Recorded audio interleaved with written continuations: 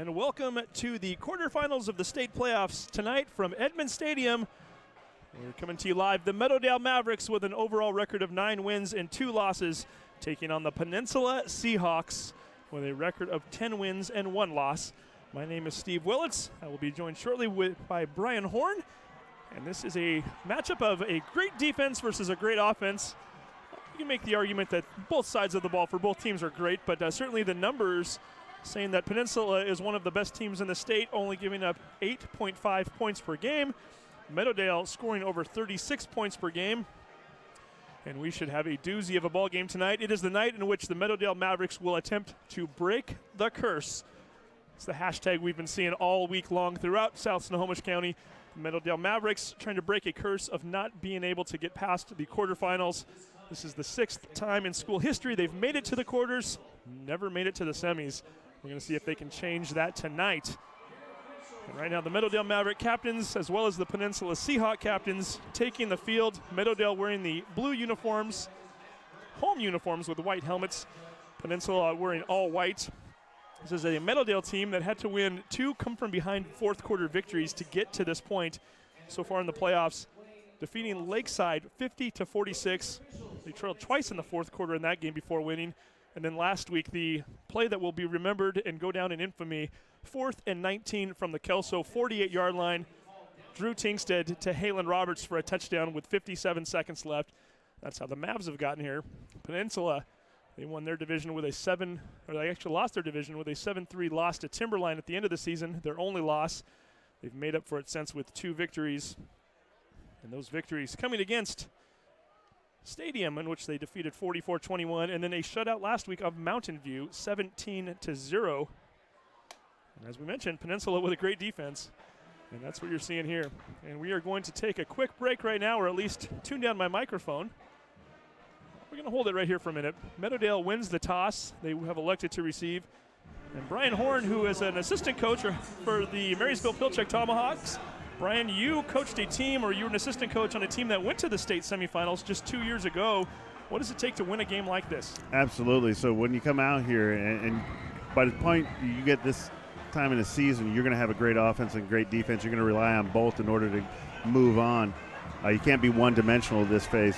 So what we have here is we have 2 teams that are complete teams. One might be better in offense and defense, and the other one might be better in defense and offense.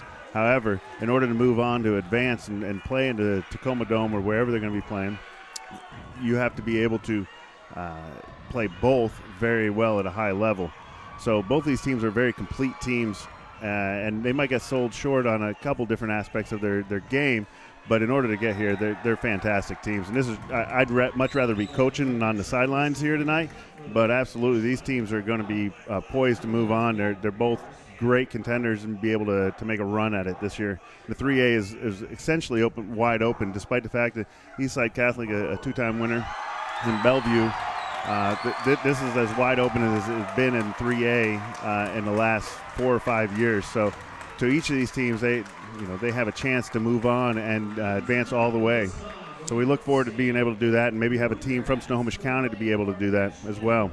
Okay, so at this time we are going to turn down our mics, turn up the microphone of the public address system as the Meadowdale Marching Band is about to perform the national anthem.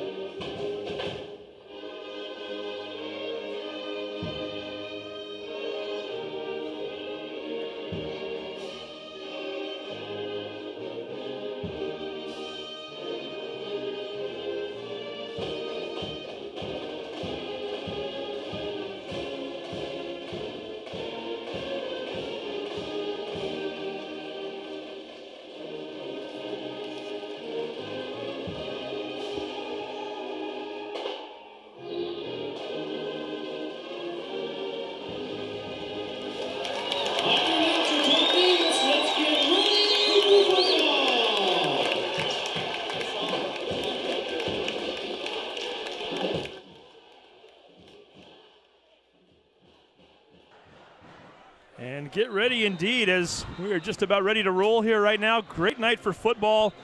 Not quite as cold as it was last night. Certainly not a warm night, but hey, it's late November. What do you expect? It's not raining, though, so we will take that. Great news for Meadowdale, a team that likes to put it up in the air. Drew Tingstead on the season. He's passed for over 2,700 yards, 24 touchdowns to only 6 interceptions. Completes 64% of his passes. Drew can run a little bit, too. He also has 7 touchdowns on the ground this year. Also has a running game, though. Kella Marshall with almost 1,200 yards rushing and 12 touchdowns. And then Jashawn Butler, the junior, didn't get a lot of carries early in the season. Lately, though, he has 67 carries for 721 yards for the season. It's almost 11 yards per carry. He also has 6 touchdowns. So a great season for him so far. And then Meadowdale on offense. You know about some of the receivers there. Will Schaefer, 36 catches for 559 yards and 4 touchdowns.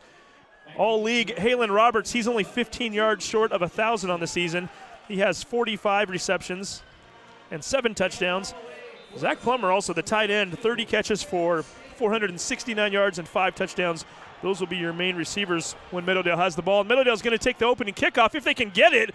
Ball was squib kicked. Peninsula seems to think they have it. Still awaiting a referee signal. Meadowdale getting very lucky on that kickoff, Brian. Obviously, I think there's a little bit of film study there that Peninsula saw something in the kickoff return of Meadowdale, and they're going to go ahead and try to exploit that. At this point in the season, you're going ahead and look for any edges you possibly find, whether it be special teams, offense, or defense. So looking at the Meadowdale starting lineup right now, your quarterback again, number 10, the senior, Drew Tingstead. Kella Marshall, number 6, also a senior, is the halfback. You're going to see a lot of Jashawn Butler, also number 1. We'll get to the rest of that lineup here in just a moment. The first offensive play of the game. Low snap, Tingstead looking to pass out into the flat. Connects with Harvey on the play. Number 12, Drew Harvey, also a junior, 6', 160, makes the catch. And on the play, we're going to spot him short of the first down marker by 1 yard, a gain of 9 for Harvey. Peninsula coming out with that 3-man line, dropping 8 guys back into coverage here, trying to guard against all those passes. 2nd and 1 coming up. Here comes the first handoff of the game. Big room for Marshall to the 35, the 25, inside the 20, and finally run out of bounds around the 15-yard line. No flags on the play. Let's see where the ball is spotted. They're going to spot it right at the 15. If that is the case, that is a 44-yard gain. Not a bad way to get the night going for Kella Marshall. And then suddenly 2 plays into this ball game, Meadowdale inside the red zone. Peninsula went ahead and their 2 linebackers moved forward on that. They just missed the gap that the running back was running through. Here comes another play. We're going to try it once again with Marshall. Marshall fighting forward. Lunges ahead to around the 11-yard line, and that's just straight mano-y-mano. We're going to take our 5'11", 195 running back. We're going to get a little push by our offensive line. We're going to pick up some nice yardage, and Marshall now picking up 4 on that play. Brings up a 2nd and 6. Tingstead in shotgun formation one more time. 4 receivers set, 2 out to each side. Jashawn Butler in the backfield. Handoff to Butler, and Butler's going to get tackled by the feet. Nice job. That's number 37 making the tackle. Blake Cantu. You're going to hear that name quite a bit tonight. Cantu, a very nice outside linebacker for Peninsula. Had himself a very nice season. 6 foot, 186. We're going to give Butler 1 yard. It's 3rd and 6 coming up. Make it a 3rd and 5. Changing the play here. 3 receivers spread out to the right, kind of in a little bit of a diamond formation. They're going to go to the left, though. Oh, incomplete. Fade pattern of Harvey just comes up short. Nice play by the defense. They apparently like their matchup out there. There's a little one-on-one coverage. The defensive back never turned around. If that ball's a little bit higher, he comes down with that. 6 points for Meadowdale. Bad news for Meadowdale. You've got a 4th and 5. The good news, you've got an all-Wesco kicker. Will Schaefer's going to come on to try to attempt the field goal here. Schaefer only a junior. Tingstead with the hold. This one will be from 26 yards out. This ball is down. The kick is up. Plenty of distance. And right through the uprights, Meadowdale draws first blood. Only 1 minute and 58 seconds into the game. It's Meadowdale 3, Peninsula Seahawks will see if they can answer. You're watching the Sound Live Sports Network.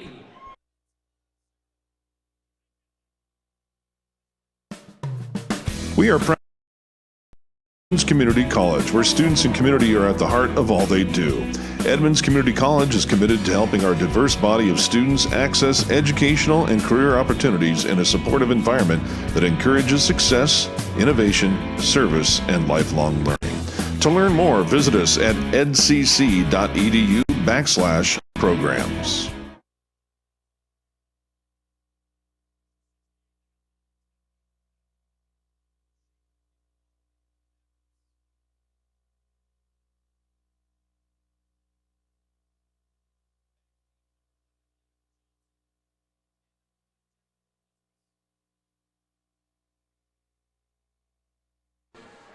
And welcome back to the Sound Alive Sports Network. Steve Willits along with Brian Horn from Edmonds Stadium. It is state quarterfinal football. Meadowdale getting on the board first. Kicking off to Peninsula. That ball is going to be fielded at the 1-yard line. Looking for a seam up the middle and getting it to the 35. Finally being brought down at the 42-yard line after a gain of 41 yards. That is number 11, Evan Johnson, a 6-foot, 178-pound senior.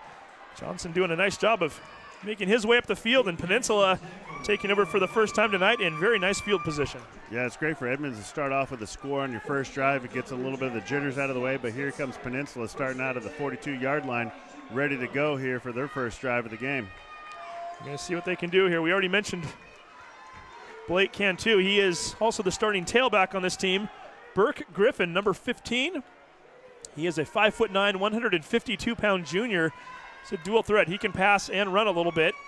He's in shotgun formation. We'll get you the rest of the starting lineup here shortly. He's going to hand off for the first play and not finding much room. That's number 3, Cameron Lewis, 5'11", 177-pound running back. He's a senior.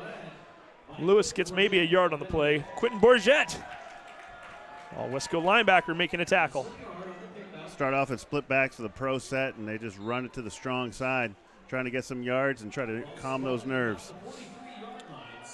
This is a team that starts a 3-receiver set. Jack Filkins is number 1. He is the head coach's son, Ross Filkins. Filkins has been the coach for 21 years. Cantu's going to get his first carry of the night. Does a nice job to power forward right to near midfield. He's going to be brought down by the corner, Jaden Jackson, on the play. Just a little bit short of the 50. It's going to bring up a third and a roughly 2.5 yards maybe. So it's the same play just to the other side, but Cantu looks like he's running with a little bit of authority there coming off the edge. I mentioned Filkins is one of the starting receivers. Also starting at receiver, number 2, Jace Kime, and number 11, Evan Johnson. Tight end is Jake Reed. He wears number 34. Starting center, number 58, Brandon Miller. Here comes the snap. Pitch out, looking for room and not finding much. That is number 35 on the play. Kenny Easton getting his first carry, and he gets brought down by the shoestrings, and he's going to get maybe a yard. It's going to bring up an interesting 4th and 2. Yeah, they go trip set and then try to toss the ball to the strong side and have them get a couple yards. They have some blockers out in front, maybe spread out the defense a little bit, but right now they're at the 50-yard line, and this is one of those no man's lands for a head coach, whether you punt it or do you go for it. The rest of your starting offensive line, your left tackle is Cody Knaus. Knaus with offers in the Pac-12, maybe going to Washington State. We have yet to get a commitment from him. Now they're going to spread out, so watch them to run off of left tackle quite a bit tonight with him. JT Schmidt is your left guard. He wears the number 66, and they're going to just go ahead and do a quick kick on this play. Ball bounces down around the 30 and finally goes out of bounds. Going to spot it at the 29-yard line for a gain of 21. Meadowdale's offense about to come back on the field. We'll take a 30-second break. You're watching the Sound Alive Sports Network. High school football on the Sound Live Sports Network is presented by My Neighborhood News Network, South Snohomish County's online gathering place. Visit My Edmonds News, MLT News, and LinwoodToday.com for news, sports, about your community, and see what your neighbors are talking about. And welcome back to the Sound Live Sports Network. Steve Willits along with Brian Horn. Drew Tingstead on his second possession of the game finds his tight end, Zach Plummer. Plummer right along the sidelines makes the catch for a gain of 5. will bring up a 2nd and 5. It's the second completion of the night for Tingstead. It's just a 2-by-2 set with the tight end just doing an out route and the outside wide receiver doing a slant. Just a nice little concept there. Get you a couple yards, get you comfortable as a quarterback. Your starting offensive line, which we will get to you in just a moment here from Meadowdale, is Tingstead has a 3-receiver set out to the right. He's going to hand off to Marshall. Marshall looking for room out to the right side. Spin move gets him a few extras. That's really close to a first down right there. Spin move actually gets him the first down. Great job by Kella to pick up 5 on that play. And as we mentioned, we're going to give you the starting offensive line right now. Your left tackle is Bryce Chapman. Bryce Chapman is number 64. He's a 6'2", 270 senior. Your right guard is Brendan Diaz. Diaz is number 65. 6 foot, 340-pound senior. Your center tonight is Tom Sheeny. Sheeny missed a couple of games earlier this year, but he's only a sophomore, 6'1", 235. He wears the number 52. We're going to get a whistle here. They're going to call delay of game against Meadowdale. The rest of your starting offensive line there. Eric Lee is your right guard. Lee is wearing the number 66. He's a 6'2", 260 junior, starting in the place of one of your injured players tonight, Levi Kowalski. All Wesco Levi missing this game tonight with an injury. And then Alex Maxwell, your sophomore, is your right tackle. He wears the number 55, 6'2", 220. They apparently liked what they saw earlier on with spreading out the formation and running the running back right in between. They went ahead and went a trip stack formation to the offense's left side there and just ran right between the tackles. 4-yard gain on the play.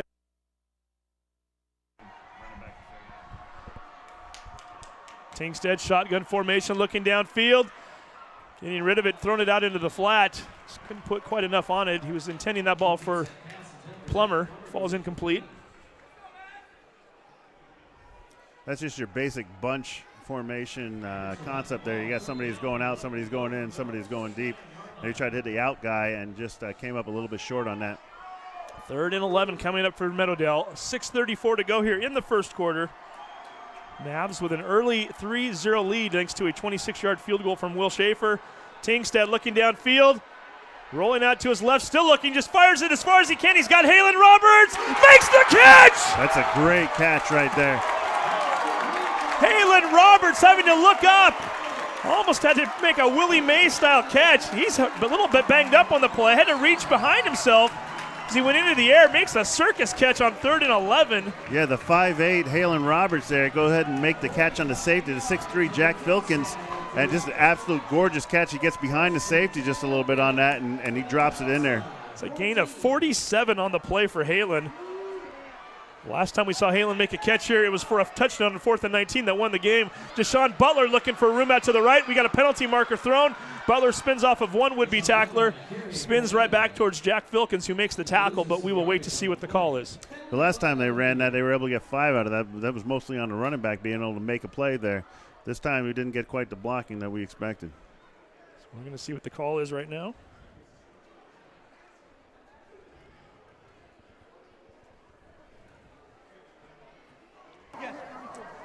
During the run, block in the back, offense number 34. 10-yard penalty, first down. I call that one on Zach Plummer. Your officials tonight, by the way, Wayne Dilosto is your referee. Leo Salgado is your umpire. Mike Bailey's the linesman. Gary Morrison is the line judge. Matt Brown is the back judge.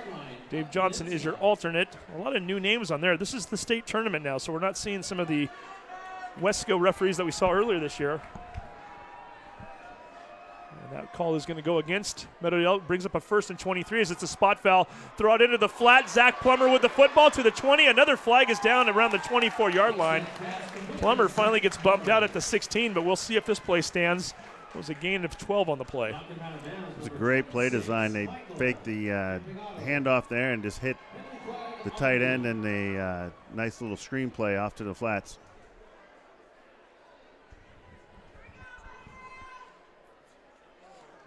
We'll wait to see what they're going to call here. Meadowdale seems to be backing up a little bit here. Offense number 65. 5-yard penalty, first down. Sounds like it was an ineligible man downfield. One of the linemen getting down before the pass was thrown. It's an interesting call because if he catches that ball behind the line, that shouldn't be an issue. But they've dug themselves a hole here. It's going to bring up a first and 28. Just your average first and 28, right? At the 33-yard line. Yep. 3 receivers set out to the left. Tingstead takes a rather low snap, looking downfield, trying to set up a screen. Hits Marshall, incomplete. And it might be just as well that Kella didn't catch that. I think he was about to lose some yardage on that play.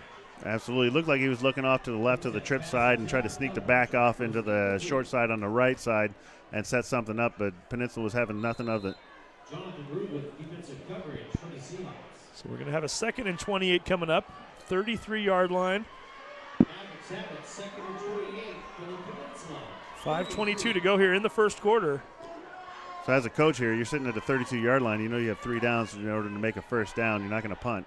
You do have a good field goal kicker, too, in Will Schaefer, as that ball is thrown to Plummer. Plummer, the tight end who lined up out in the open space there, and he was in the slot. He ends up getting down to the 24-yard line for a gain of 9. Yeah, inside slot position, just a 5-6 yard hitch, and then turns around and tries to make the best of it. Again, you have 3 downs to try to make a first down. Now you have 2 downs to try to make a first down. Well, you might have 1 if you can get a few more yards. Again, Will Schaefer does have a pretty good leg there. So right now, you're on the 36-yard line. He's kicked 40-plus field goals this year. A cold night, though, so maybe you want to get him a little closer, but we'll see what the plan is here with 4:48 to go in the first quarter. Fake the handoff. Tingstead rolling out, looking downfield. He's going to get hit from behind, but manages to get forward. Gets ahead to the 19-yard line. A gain of 5 on the play for Drew. He was a little bit chased out there to the short side of the field and tried to make the best of it. His receivers hadn't made their cut yet by the time he had to take off running, so he just ducked and ran. And for the second time already here in the first quarter, Will Schaefer, your field goal kicker, is going to come on. He kicked a 26-yarder earlier. This one will be from 36 yards out. Once again, Tingstead on the hold. Kick is up. Enough distance again. Did he get it through? He did! Will Schaefer, 2 for 2 tonight. And the Mavs with the early 6-0 lead with 4:30 to go here in the first quarter. You're watching the Sound Alive Sports Network.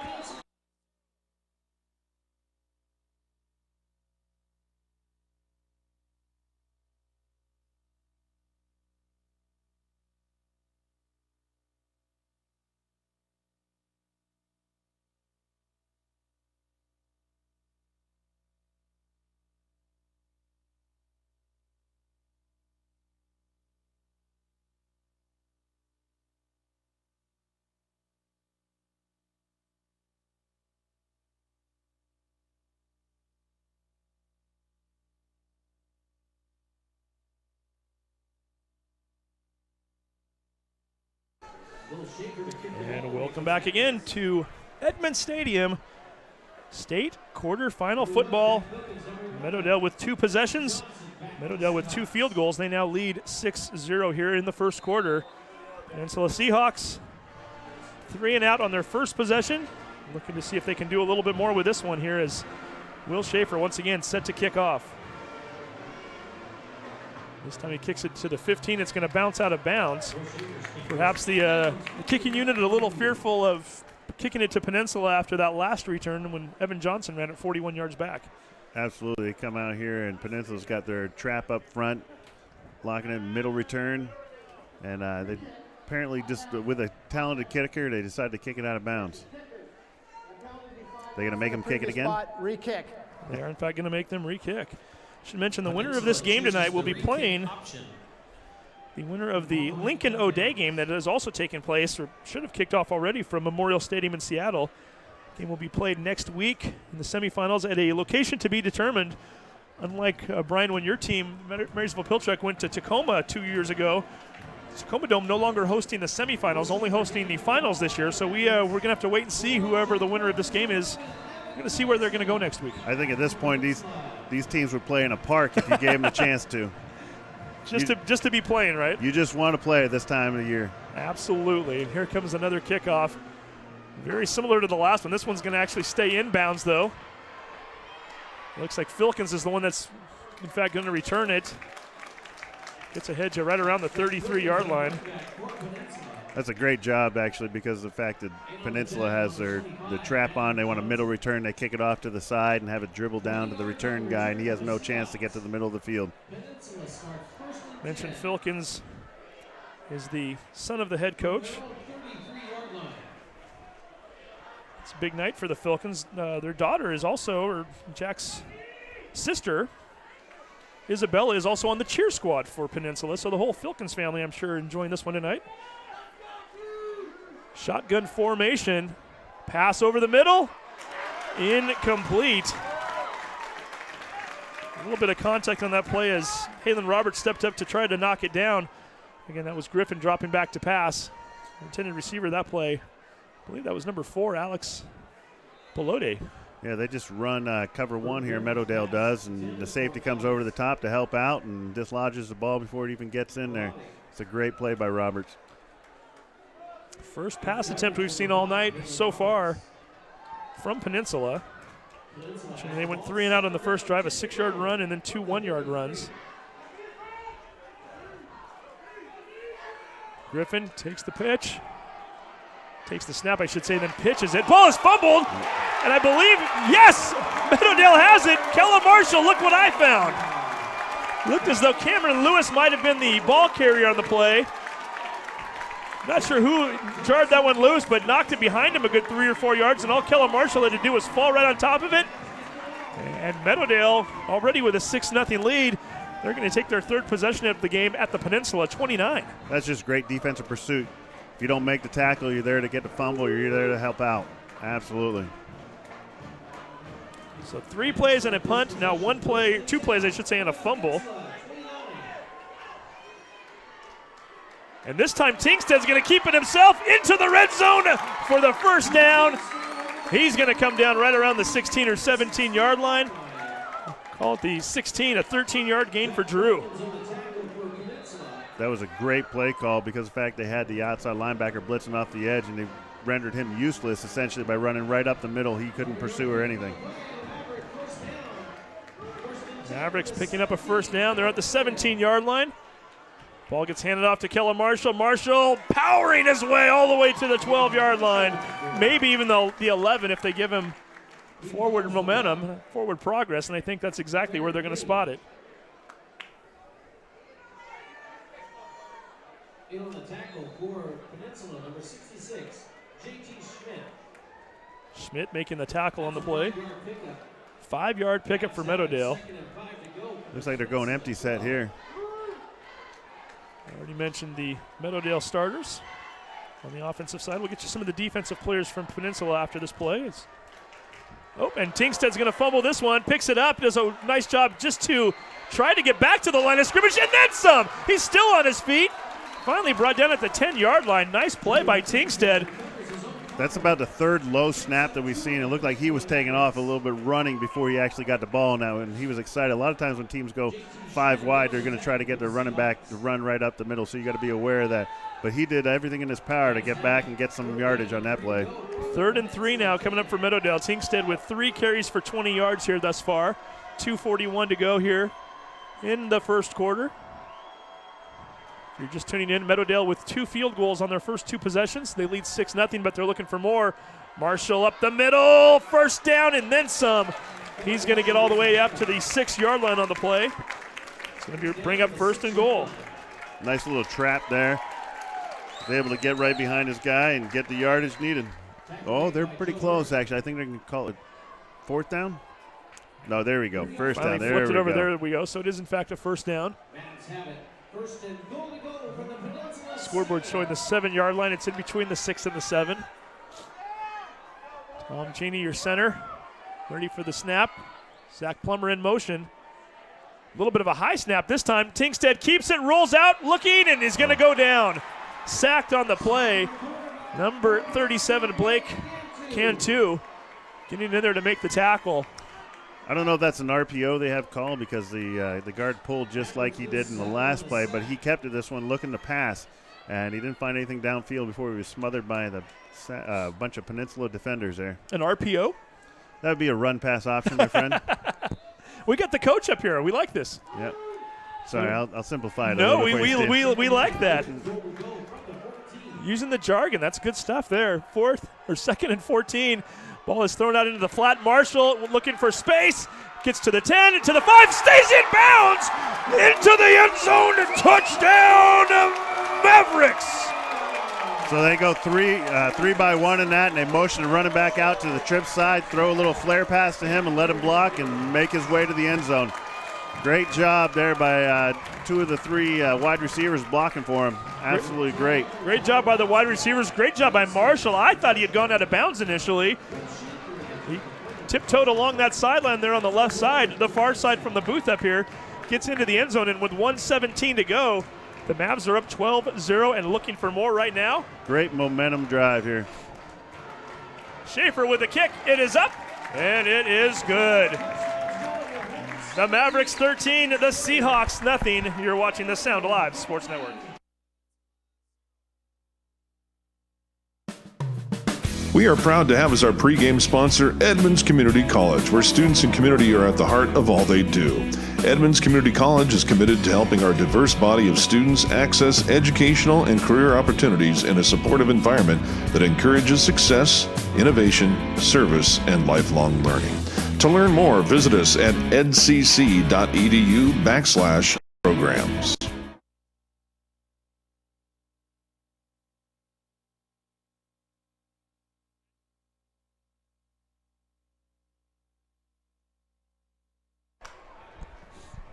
And welcome back to the Sound Alive Sports Network. Meadowdale, 2 field goals and a touchdown here, all in the first quarter.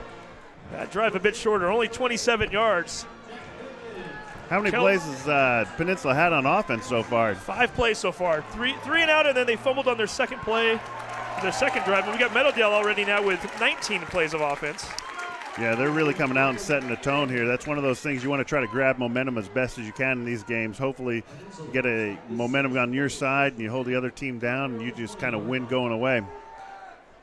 But these games are hardly ever like that. They are the quarterfinals after all. Yeah, and this is a Meadowdale team that's had to come from behind a few times already this year. Obviously, 2 weeks ago, Lakeside had them down 22-0 in the first quarter. We're going to get a handoff on this play. Penalty flag is thrown as Cantu carries the football. Going to get brought down right around the line of scrimmage. Bourget and Jackson both in on the tackle. I'd like to see what the call is here. Number 2, Jaden Jackson, with help from number 48, Bourget, on the tackle for the Mavericks. Yeah, they went double tight, double flanker with split backs and tried to run off that left side. Illegal formation on the offense, only 6 on the line. 5-yard penalty, first down. All right, Coach, tell us about illegal formation. We got to have 7 guys on the line of scrimmage at all times here, and 4 guys are allowed in the backfield. If you have 6 guys on the line of scrimmage, that means that 5 are in the backfield. That's an illegal formation, as they proclaim in the rule book. And there we go. So that play never happened. 5 yards back. First and 15 coming up from the 15. We approach the 1-minute mark remaining here in the first quarter. Griffin's going to throw that one out to Filkins. Filkins not able to come up with it. It's going to fall incomplete. We'll bring up a 2nd and 15. Griffin now 0 for 2 on the day passing. Still looking for his first completion. A couple out routes on the wide side. You just got a basic concept there, just trying to run one guy deep, one guy short, and try to hit them as they hit the sideline. We mentioned his left tackle is Cody Knaus, number 78, a Division I prospect. Your left guard is number 66, TJ Schmidt. Your center is number 58, Brandon Miller. Your right guard, Tyron Smith, number 68, and then number 63, your right tackle, Jonathan Rude. Ball is thrown out into the flat, and catching it is Cantu. Cantu still going. He is still in bounds. Oh my goodness, I kept thinking he stepped out on the far sideline and he kept himself in. They're going to say actually he was spotted down around the 45 of Peninsula, so not quite past midfield as it initially looked. Still, nonetheless, 30-yard gain for Cantu. So same type of deal there where they have the 2 wide receiver side, but they leak out one of the running backs into the flats, and he just grabs the ball and turns upfield. He's an absolute great-looking football player right there. So we're now down under a minute to go here in the half, or in the quarter rather. We're going to get a pitch play. Cutting it back to the right and looking for room and almost finding some. Still on his feet. That is number 3, Cameron Lewis. Lewis, who actually it's number 5 on the play. Austin Thompson, and that's one of those interesting plays. He's a wide receiver, and I guess technically I have to give him credit for a catch because it was a flip pass from Griffin. So you guys are watching the Huskies on Saturdays. That would be a Chico McClatcher play. Essentially, he goes in sweep motion. He just quarterback catches it and just flips it right to the to the wide receiver. Counts as a pass. Really good for your completion percentage, that's for sure. No kidding. You're not going to drop to me. That was Austin Thompson again. He's a senior, 6 foot 174, brings up 2nd and 5. No pass here. They're just going to go straight power. I believe that might have been Cantu as we wait to get the pile taken out. No, that is actually number 3, Cameron Lewis. Lewis picks up 2 yards, and we have come to the end of the first quarter. The Meadowdale parents sitting directly below us here in the booth, giving their team a standing ovation. Why not? They've got 13 points. They've got the lead. You're watching the Sound Alive Sports Network. High school football on the Sound Live Sports Network is presented by My Neighborhood News Network, South Snohomish County's online gathering place. Visit My Edmonds News, MLT News, and LinwoodToday.com sports and events about your community, and see what your neighbors are talking about.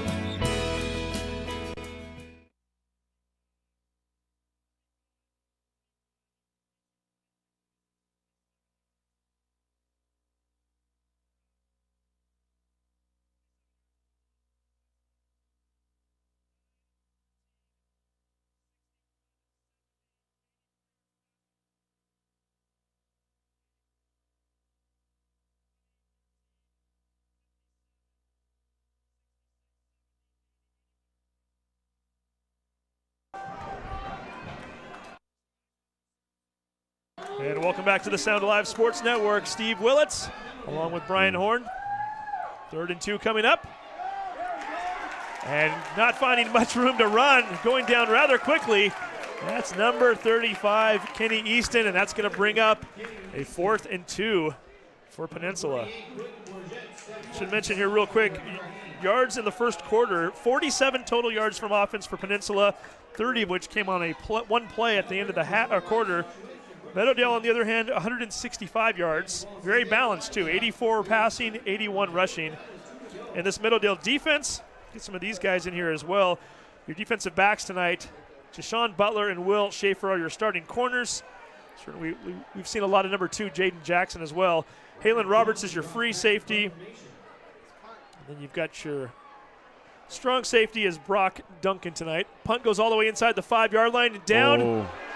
And they're going to say it was a touchback. Whoa. Yeah, he got awful close there. If he would have slowed his roll a little bit, he would have ended up on a 1-yard line. It would have been a long field for Meadowdale, but momentum took him into the end zone. Let's get the rest of this defense called out here as well. Kella Marshall is one of your linebackers, as well as Quentin Bourget and Jackson Foltz. Got your defensive end, number 99, Marcus Ward. Jeremiah Kuhn, number 15, is your nose tackle. Big Alex Maxwell, we mentioned him earlier, the sophomore. Where's the number 55? He is your defensive tackle. And those are your defensive starters for the Mavericks. As Meadowdale now coming back onto the offensive side of things for the 4th time tonight. So far, so good. 2 field goals and a touchdown. Let's see what they can do here. Going to hand this one off. That's Jashawn Butler. Butler using speed all the way down to the 38, 39-yard line. A gain of 19 for Jashawn. Just finding the crease and going through it. Looks like Peninsula's playing a little bit of a cover 2. They're hiding a cover 2 and dropping into a cover 3 there with that other safety coming up. Number 1, Jack Filkins, the coach's son. And there goes Meadowdale again really quick off the snap. They've been really pushing tempo a lot here. Going to give that tackle to number 8, Nathan Thompson. Second down and 10 for the Meadowdale 39-yard line.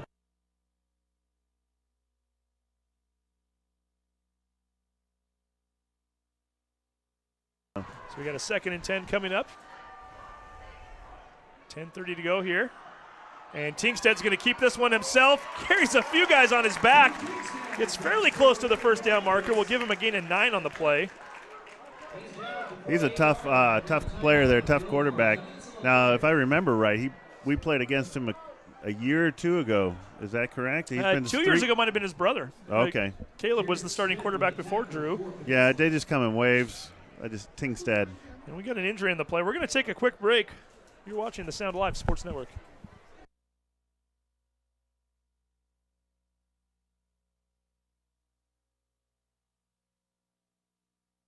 High school football on the Sound Live Sports Network is presented by My Neighborhood News Network, South Snohomish County's online gathering place. Visit My Edmonds News, MLT News, and LinwoodToday.com for news, sports, and events about your community, and see what your neighbors are talking about.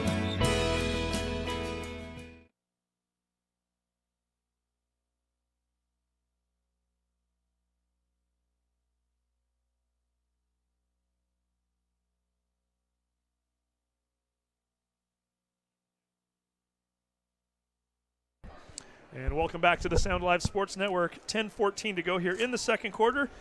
Meadowdale with the 13-0 lead on Peninsula. Injured player for the Seahawks is in fact sitting up at this point, which is a very good sign. And we've yet to see a number on the player. When they do resume, it'll be a 3rd and 1 for the Mavericks here. The player is in fact up on his feet at this point. Host of trainers around him there. What is that, 68? That's number 68.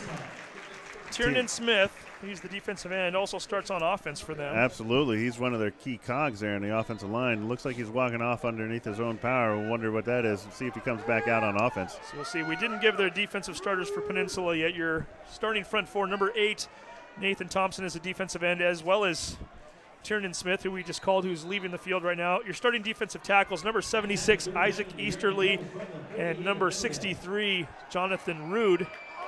Get your linebackers there in just a minute, and picking up the first down. Why not just have your quarterback keep it? It's worked so far. And Tingsted's going to pick up another, they call it 3 yards on that play, as he only needed 1. Moves the chains one more time. He's going ahead and calling that play, and they're running that play before the defensive line even gets down in their stance. Both sidelines looking to the sideline for the play call for what's going on here. Tingsted looking over one more time. Marshall going out. Butler coming in. Plummer, Roberts, and Colton Ward, the freshman, it looks like, are lined up out to the right. They're going to give it to Butler. Butler starts out to the right, cuts it back towards the middle, right off of right tackle there. Gets ahead for a gain of about 3. It's a great double team there by the right tackle and the right guard pushing that defensive end out. Find a little crease. It wasn't very much. He got a couple yards.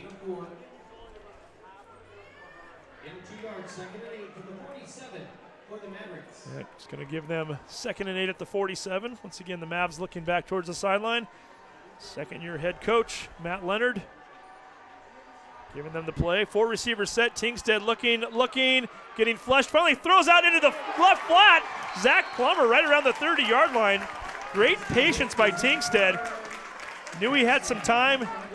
Waited for one of his receivers to get open. Plummer getting a little bit lost in the shuffle over there. I think the defense almost forgot about him. He was so close to the sideline.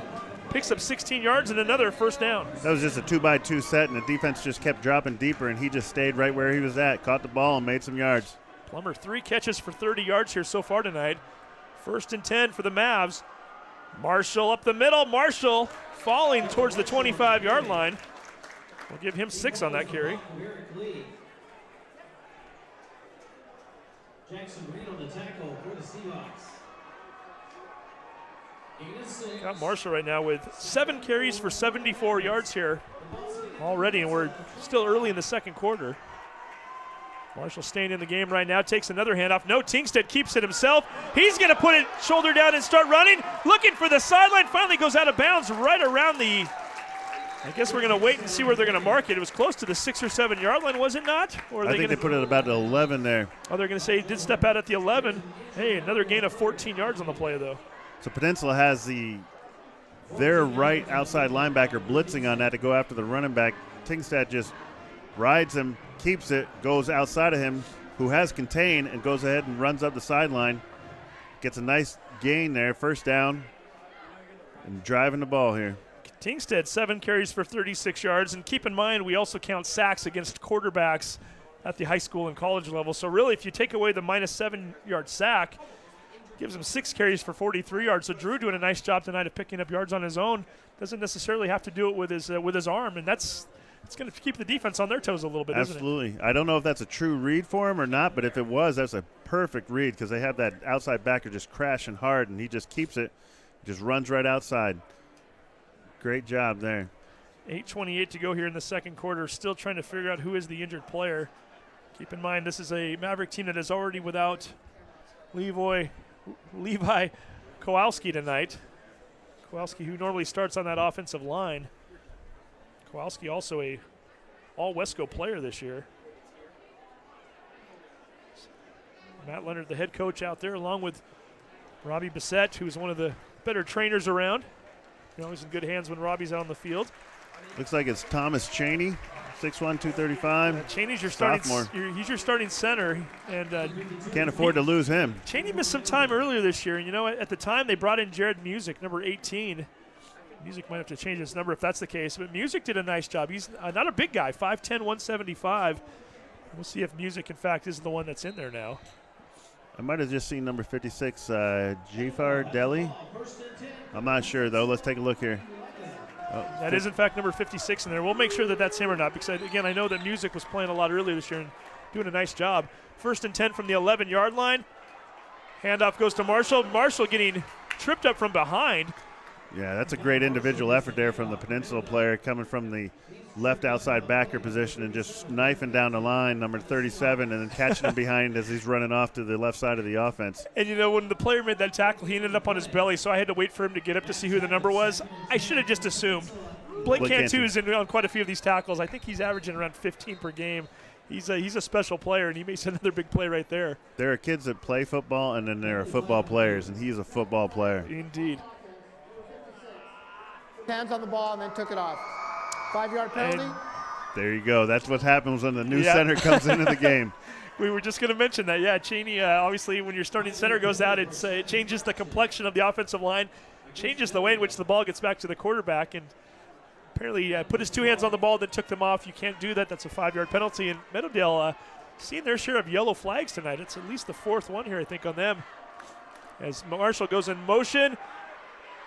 Looking, and they're going to find Roberts down the field right around the 8-yard line. That's the same play they ran as a touchdown. They went trips to the right side. They had the running back flare out before the snap. And instead of going to the running back, they went ahead and he read it, and he saw that the outside linebacker went with him, so he went ahead and threw it to Roberts. Should have mentioned earlier, too, when Roberts caught that 47-yard pass, it put him over 1,000 yards for the season. Already picked up all Wesco honors last week. And we've got a 3rd and goal coming up at the 8-yard line. He has a way to making plays, that's for sure. 13-0. Mavericks looking for more. Tingsted with a jump pass into the end zone. Touchdown, Mavericks. Zach Plummer. That looked a little bit like Tim Tebow from back in the day. Yeah, but that wasn't designed at all. He went back to pass, got a little bit of pressure, started running towards the line, looked like he was going to run it, and then saw his guy, jumped up, threw it in, and go ahead and took a little bit of punishment for doing that, end up on the ground, but it's a touchdown for the Mavericks, that's for sure. Fans are going nuts here now. Meadowdale with the 19-0 lead. We're not even halfway through the second quarter. It's a team that's looking to break the curse, and this is not a bad way to do it. No, you just can't let off the gas pedal, though. Leave no doubt. Will Schaefer with the kick. It is up. It is good. 20-0. Mavericks taking the lead here early in the game. Looking good in doing so. We're going to take a break. You're watching the Sound Alive Sports Network.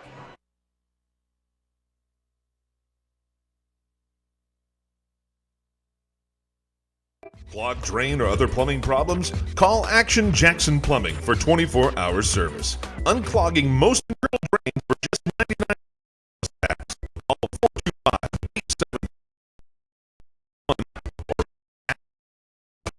425-871 or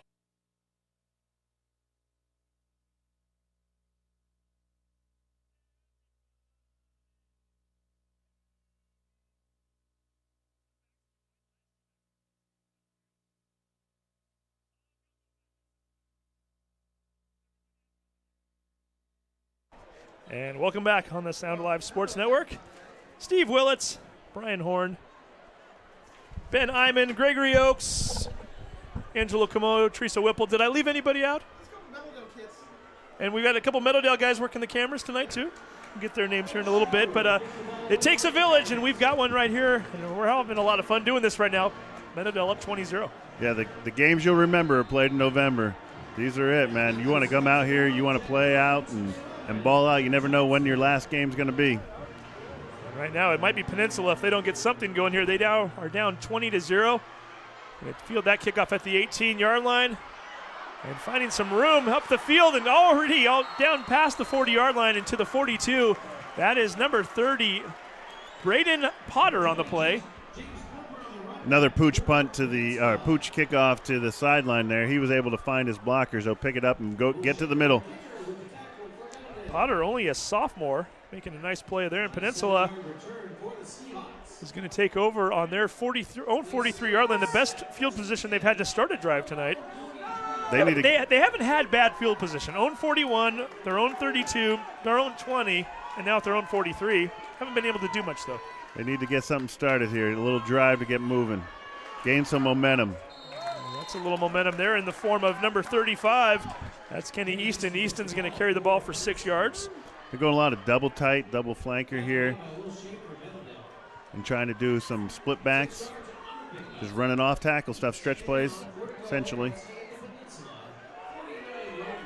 It's going to bring up a 2nd and 4 with 6:35 to go here in the second quarter.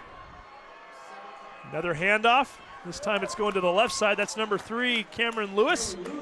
Lewis getting very close to that first down marker. Similar play just to the other side here. They're just trying to establish something, get some rhythm going offensively because they have not been able to sustain a drive. Give Lewis 4 yards on the play and enough for a first down. One of the few this first half for Peninsula Seahawks, my fault. So they are into Meadowdale territory right now. 6:05 to go here in the second quarter. A little bit of a high snap, gets handed off, and finding a lot of room out to the 30, the 25. That is number 35, Easton, and Easton is finally brought down by Halen Roberts, but not before he picks up 30 yards all the way down to the 17. Get a nice seal block there, closes down in the end, runs the alley, busts it outside, and first down there for the Seahawks. It's their second 30-yard play of the game. The last one was back in the first quarter, a pass. This time it is a running play. And for the first time tonight, Peninsula now knocking on the door. See if they can get something going here. The handoff to Lewis. Lewis cuts it back towards the middle. Does a nice job of picking up an extra couple of yards on the play, and we get a very late flag thrown back at the 23-yard line. Everybody was heading back to the huddle by the time that flag came out. They seem to Peninsula really likes to run to that strong side, of that tight end side. That time the running back just went that way. Personal foul, unnecessary roughness, number 48. Half the distance. Second down. Well, that's going to keep the drive alive for the Peninsula Seahawks for sure. Yeah, Quentin Bourget, high motor guy. We've seen him make a lot of big plays this year. Unfortunately, sometimes when you play on a lot of emotions, they can often get the best of you. In this case, Bourget's going to get flagged with a personal foul. Peninsula now with a 1st and goal at the 5-yard line.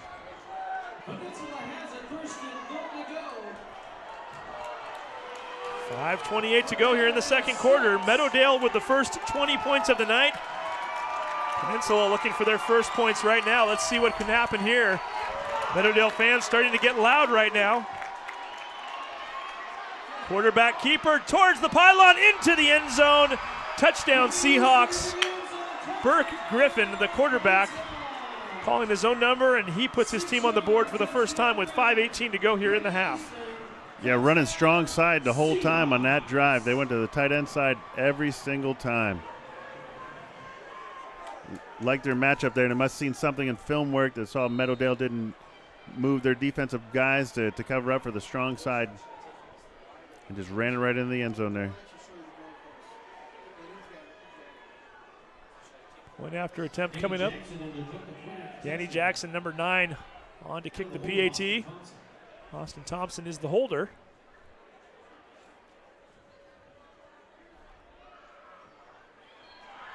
And the kick by Jackson through the uprights, and it is good. Peninsula making this game a little more interesting all of a sudden. Let's see what Meadowdale can do to answer. We're going to take a break. You're watching the Sound Alive Sports Network.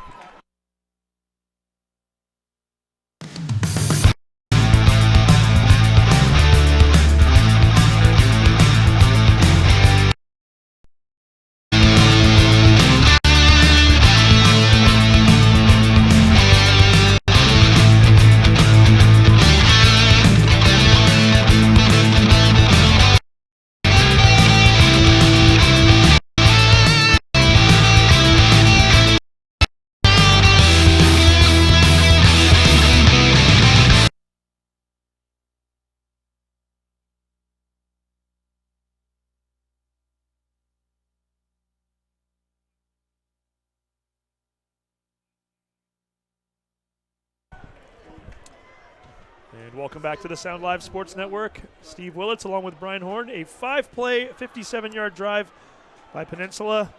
Drive that only took a minute 50. And all of a sudden, a Meadowdale 20-0 lead doesn't look quite as safe as it did just a few moments ago. Well, it's going to be squib kicked down to the 26-yard line, fielded by Jackson at the 25. Jackson able to take it all the way ahead to the 37-yard line. And that's where Meadowdale will start this possession. Meadowdale with the 5-2-2-2 and a wide open field in the middle. Peninsula kicking to the middle of the field there, hoping they can get to the ball or stop the return. Meadowdale was ready for that, though. Drew Tingstead, who's having a nice night so far. Get some of his stats added up here in just a moment. See if they can add to the lead here and take a nice drive and send it into halftime with some points. 8 for 11, 2 touchdown passes. And 116 yards for Tingstead. He's not going to get any yards this time as he is sacked well behind the line of scrimmage. That's going to be around a 5-yard loss. Cantu, guess who, right? Once again making it play. He's a fantastic player on offense and defense. He's really made a lot of plays. Even when he's not making a tackle, he's making plays.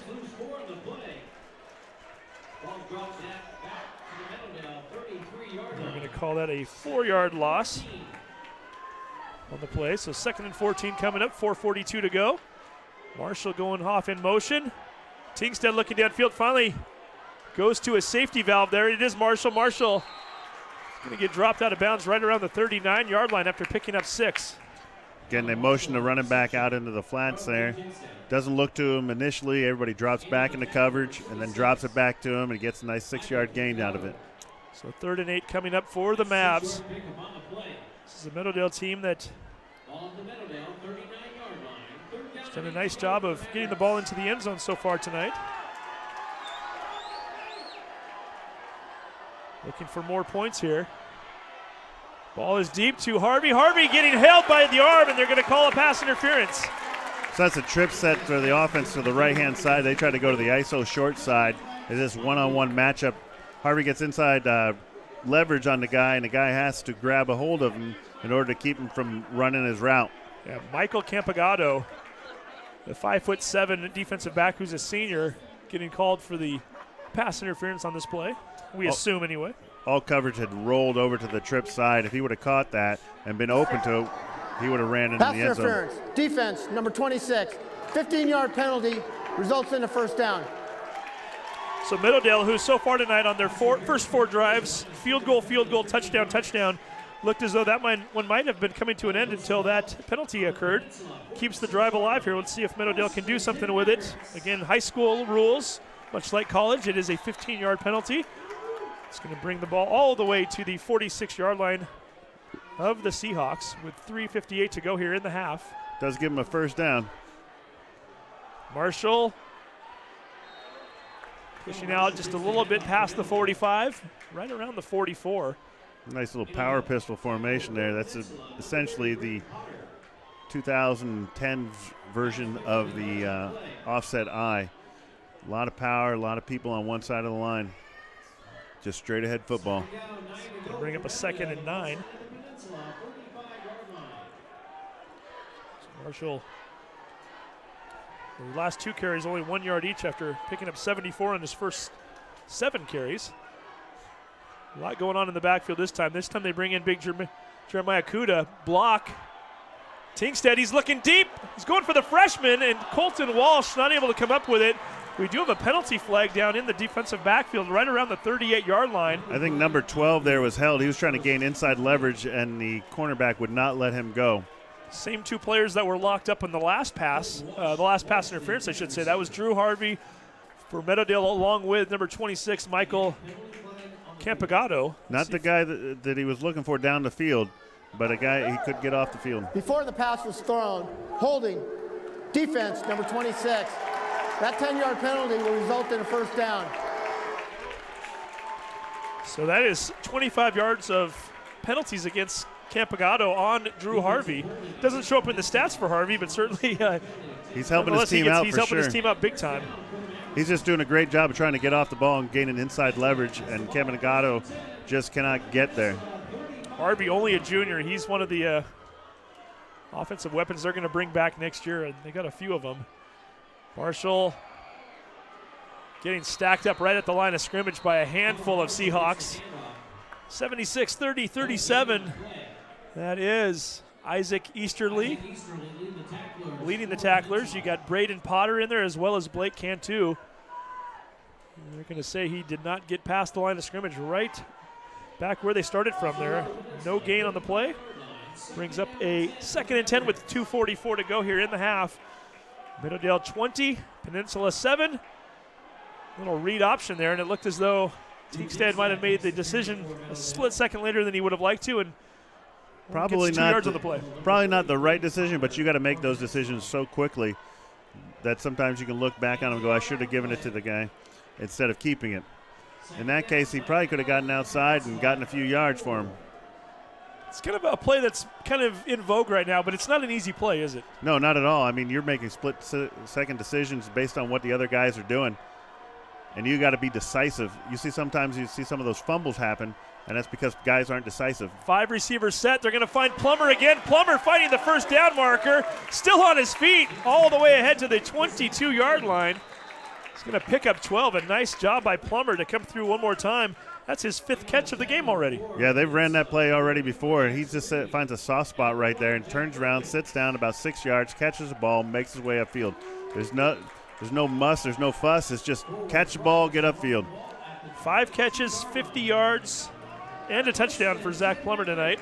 This is a great drive by Meadowdale. They're milking the clock. They're going to come down here. They're Peninsula's territory. They're at the 22-yard line, and hopefully wind the clock down and score a touchdown and go into halftime up. Sending Kellen Marshall in motion. Tingstead keeping it. Kingstead being brought down from behind.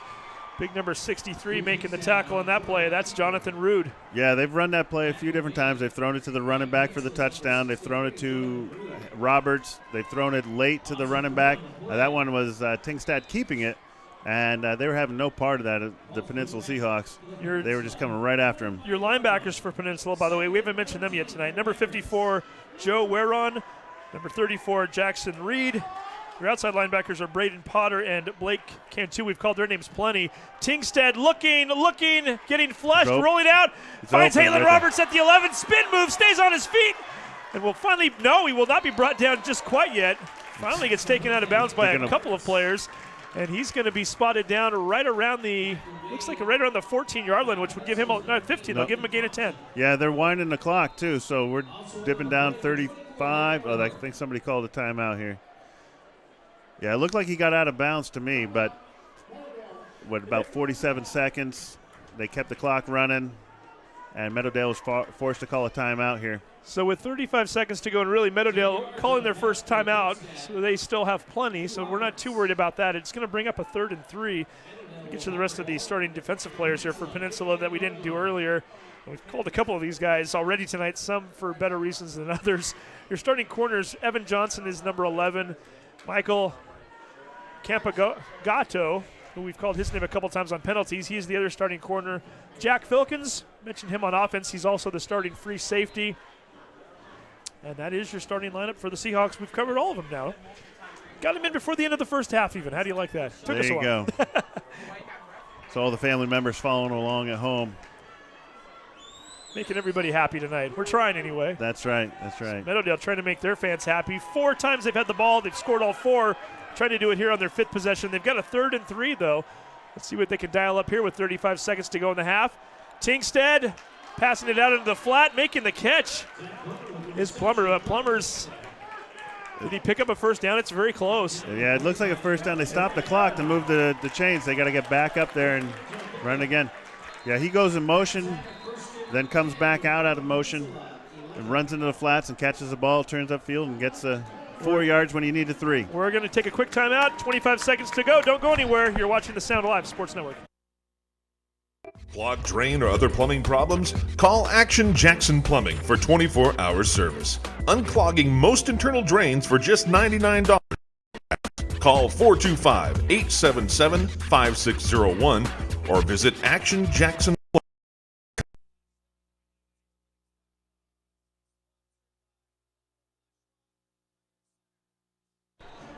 Welcome back to the Sound Live Sports Network. Meadowdale with the 13-point lead and looking for more before the end of the half. Scoring on every possession so far. Just going to say, yeah, field goal, touchdown, touchdown. And now they've got a new set of downs here. 1st and 10 from the 11. They do, in fact, have, I thought they had two timeouts. They only have one timeout left now, though. They that's just right. I guess they called second, two in a row there. Yeah, so we've got one timeout remaining for them. See if they go towards the end zone. Fumbled the ball on the play. They might not have even gotten the ball back. Let's see who has it. That's a new center right there. Who knows what happened there? We got Peninsula signaling for the ball. That might be more wishful thinking than actuality.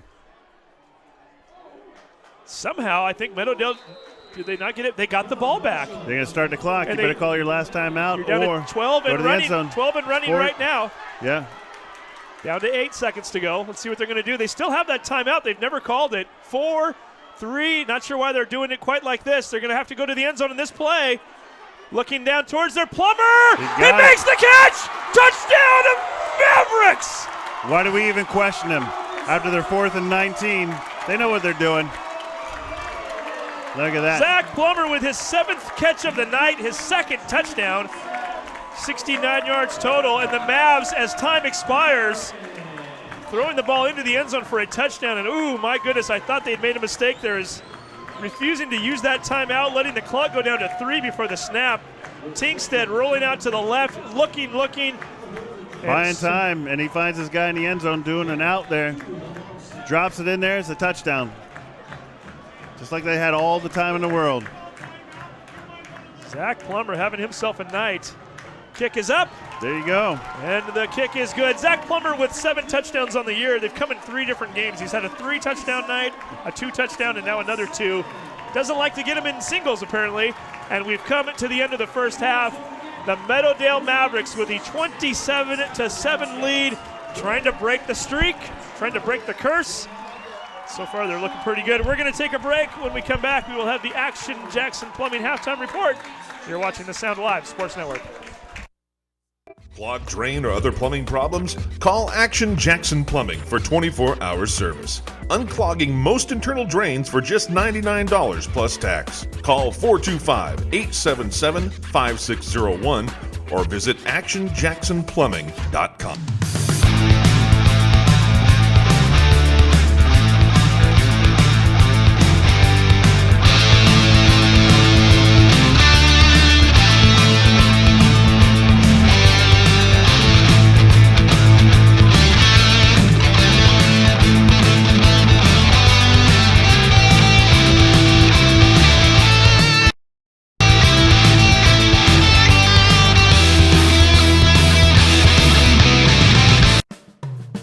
We are proud to have as our pregame sponsor Edmonds Community College, where students and community are at the heart of all they do. Edmonds Community College is committed to helping our diverse body of students access educational and career opportunities in a supportive environment that encourages success, innovation, service, and lifelong learning. To learn more, visit us at edcc.edu/programs. High school football on Sound Live Sports Network is presented by My Neighborhood News Network, South Snohomish County's online gathering place. Visit My Edmonds News, MLT News, and LinwoodToday.com for news, sports, and events about your community. And see what your neighbors are talking about. Clogged drain or other plumbing problems? Call Action Jackson Plumbing for 24-hour service. Unclogging most internal drains for just $99 plus tax. Call 425-877-5601 or visit actionjacksonplumbing.com.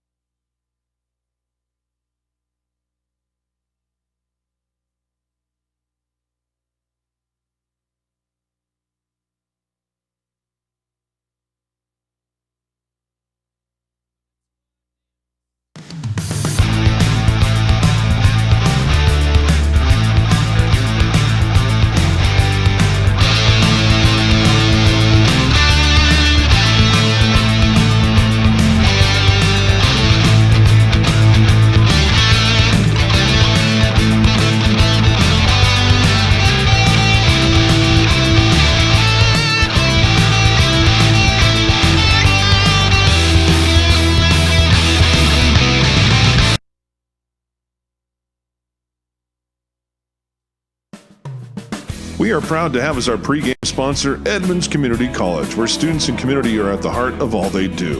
Edmonds Community College is committed to helping our diverse body of students access educational and career opportunities in a supportive environment that encourages success, innovation, service, and lifelong learning. To learn more, visit us at edcc.edu/programs.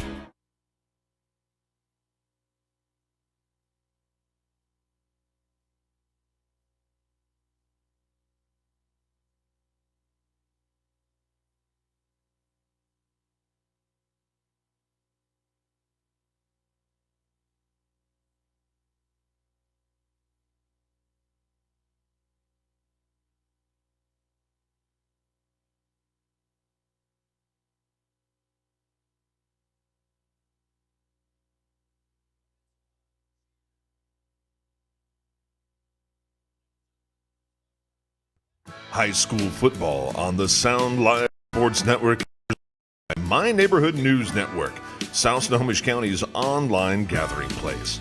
Visit My Edmonds News, MLT News, and LinwoodToday.com for news, sports, and events about your community, and see what your neighbors are talking about.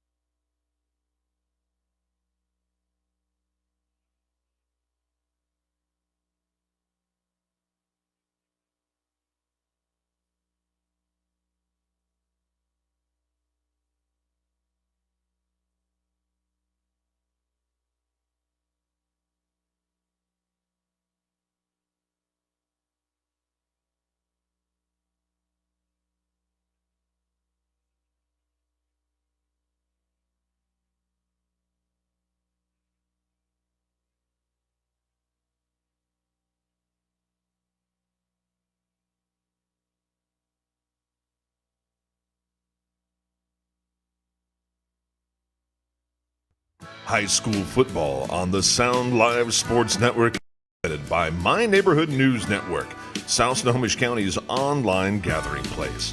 Visit My Edmonds News, MLT News, and LinwoodToday.com for news, sports, and events about your community, and see what your neighbors are talking about.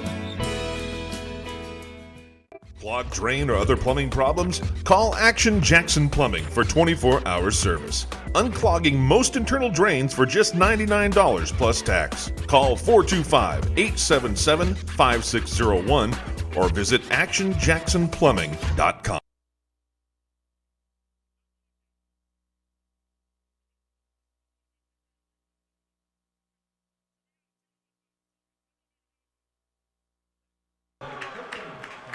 Nice performances there by both Peninsula and Meadowdale tonight.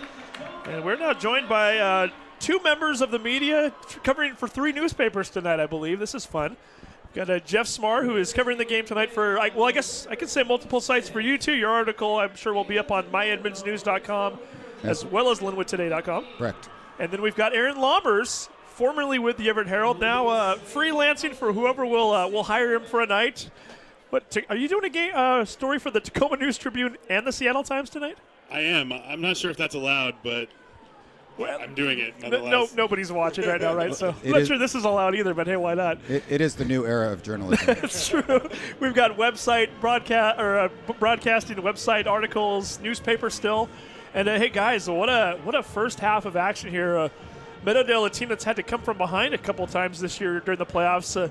It looks like if this game is going to get close at the end, the other team is going to have to come back. 5 possessions, 5 scores. Jeff, you covered this Meadowdale team last week. Certainly a different night tonight for them.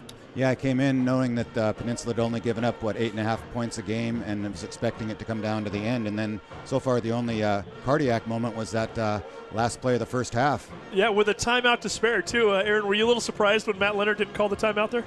I was a little surprised. It worked out nicely for him. I don't know how that happened to work out that way, but sorry. But yeah, good first half for the Mavericks. Up 27-7 coming into the game. Peninsula was the team known for its defense, and right now at halftime, it's actually Meadowdale that's defenses has them ahead in this ball game. And you cover a lot of the teams on the south end now. So is this a Peninsula team you had a chance to watch this year at all? I haven't seen them live, but I have. I mean, just from talking to TJ down there in Tacoma and a few others, I know a little bit about them this year, and I know that defense is kind of their calling card. I think they average giving up just less than 9 points a game this year. But yeah, like you said, right now it's Meadowdale's that's defense that's winning this game. And then Jeff, I was just you segued me nicely there. We're talking about the Meadowdale offense. Defense looking pretty good so far too tonight. Yeah, they have looked nice. Other than that one drive, as a matter of fact, Aaron had mentioned to me just before Peninsula had that drive, he said they haven't had a first down the whole game, or maybe just one, and then all of a sudden they went on that long drive. But prior to that, the defense had really stepped up. But then, of course, once they gave up the touchdown, Meadowdale just said, okay, fine, if you really want us to keep scoring, we'll keep scoring. And they came down and did that. And Drew tonight, Tingstad, the quarterback, he's mixing up really well. Last week he maybe ran 4 or 5 times. This time he's calling his own number. He's thrown for almost 200 yards passing. And, Halen Roberts was the big hero last week. And this week, 34 is getting all the catches. Yeah, he's got 7 catches, over 100 yards, and a couple touchdowns. So it shows that they're not a one-trick pony. Well, we're going to go right to Aaron Lombers because he has the stats in his hand right now. So, Aaron, go ahead and give us what you've got so far for the night. Start with Meadowdale. For Meadowdale, I've got Drew Tingstad 13 for 16, and also completing his last 9 passes of the first half. He's got 162 yards and 3 touchdowns, 2 to Plummer and 1 to Keela Marshall. We mentioned Plummer. Plummer has 7 catches for 69 yards and 2 touchdowns. And Keela Marshall has 75 yards on the ground, and then his 2 catches for 20 yards and a touchdown as well. For Peninsula, really not much to talk about. Their leading rusher is the kid that scored the touchdown. I forget his name. Yeah, Kenny Easton. Easton, that's right. Easton has 43 yards on the ground. And most of that coming on one play. Yeah, for sure. And not much else going for them. Peninsula at halftime, just 97 yards of total offense. And 2 of those are 30-yard plays, 1 passing, one rushing. Did Easton score the touchdown? I thought the quarterback kept it on that play. Pretty sure it was Easton. Okay, we'll have to go back and get confirmation on that. So, but at any rate, 27-7 so far. It's not a bad night if you're Meadowdale, but this is a Meadowdale team that has seen comebacks this year, but usually they're on the other end of it. I'm sure Matt Leonard is reminding them right now, Jeff, at halftime, hey, just as easily as we've come back on other teams, they can do it on us. Absolutely. I'm sure he's not going to lay up on the throttle, and I'm sure even though the theme is the cardiac kids, I'm sure he'll be happy if there's a small mention of that in the articles that we both write tonight. So we will see. If I'm him, I'm talking about that drive that Peninsula scored on, because, I mean, nothing like that to remind your team, hey, these guys only need about 1 minute and 40 seconds to drive down and get a touchdoam. So I know your head, Tony. This game's not over. Yeah, 24 minutes to play. Hey, guys, great job again. So let's just get a reminder, Jeff, where can people read, Jeff Smar, where can people read your article tonight and tomorrow? MyEdmondsNews.com or LinwoodToday.com. And then, Aaron, you are writing for who tonight? You can find my article tomorrow in the Tacoma News Tribune from the Peninsula angle, and you can find it from the Meadowdale angle in the Seattle Times. So unlike Jeff gets to write one article for two papers. Do you have to actually tweak your article a little bit? Is that what I'm hearing? I have to tweak my article a lot, and I'm extremely nervous about it. Okay, so we'll give you time to go back and start working on that. Again, you can get a little bit of a jump, but a lot of football left to play. Jeff, Aaron, thank you very much. This has been the Action Jackson Plumbing Halftime Report. We're going to take a quick break. When we come back, we will get you ready for the third quarter of action. Clogged drain or other plumbing problems? Call Action Jackson Plumbing for 24-hour service. Unclogging most internal drains for just $99 plus tax. Call 425-877-5601 or visit actionjacksonplumbing.com.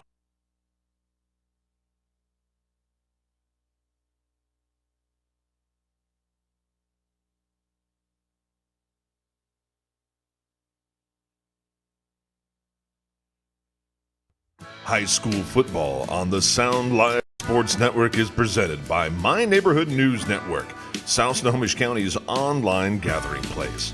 Visit My Edmonds News, MLT News, and LinwoodToday.com for news, sports, and events about your community, and see what your neighbors are talking about.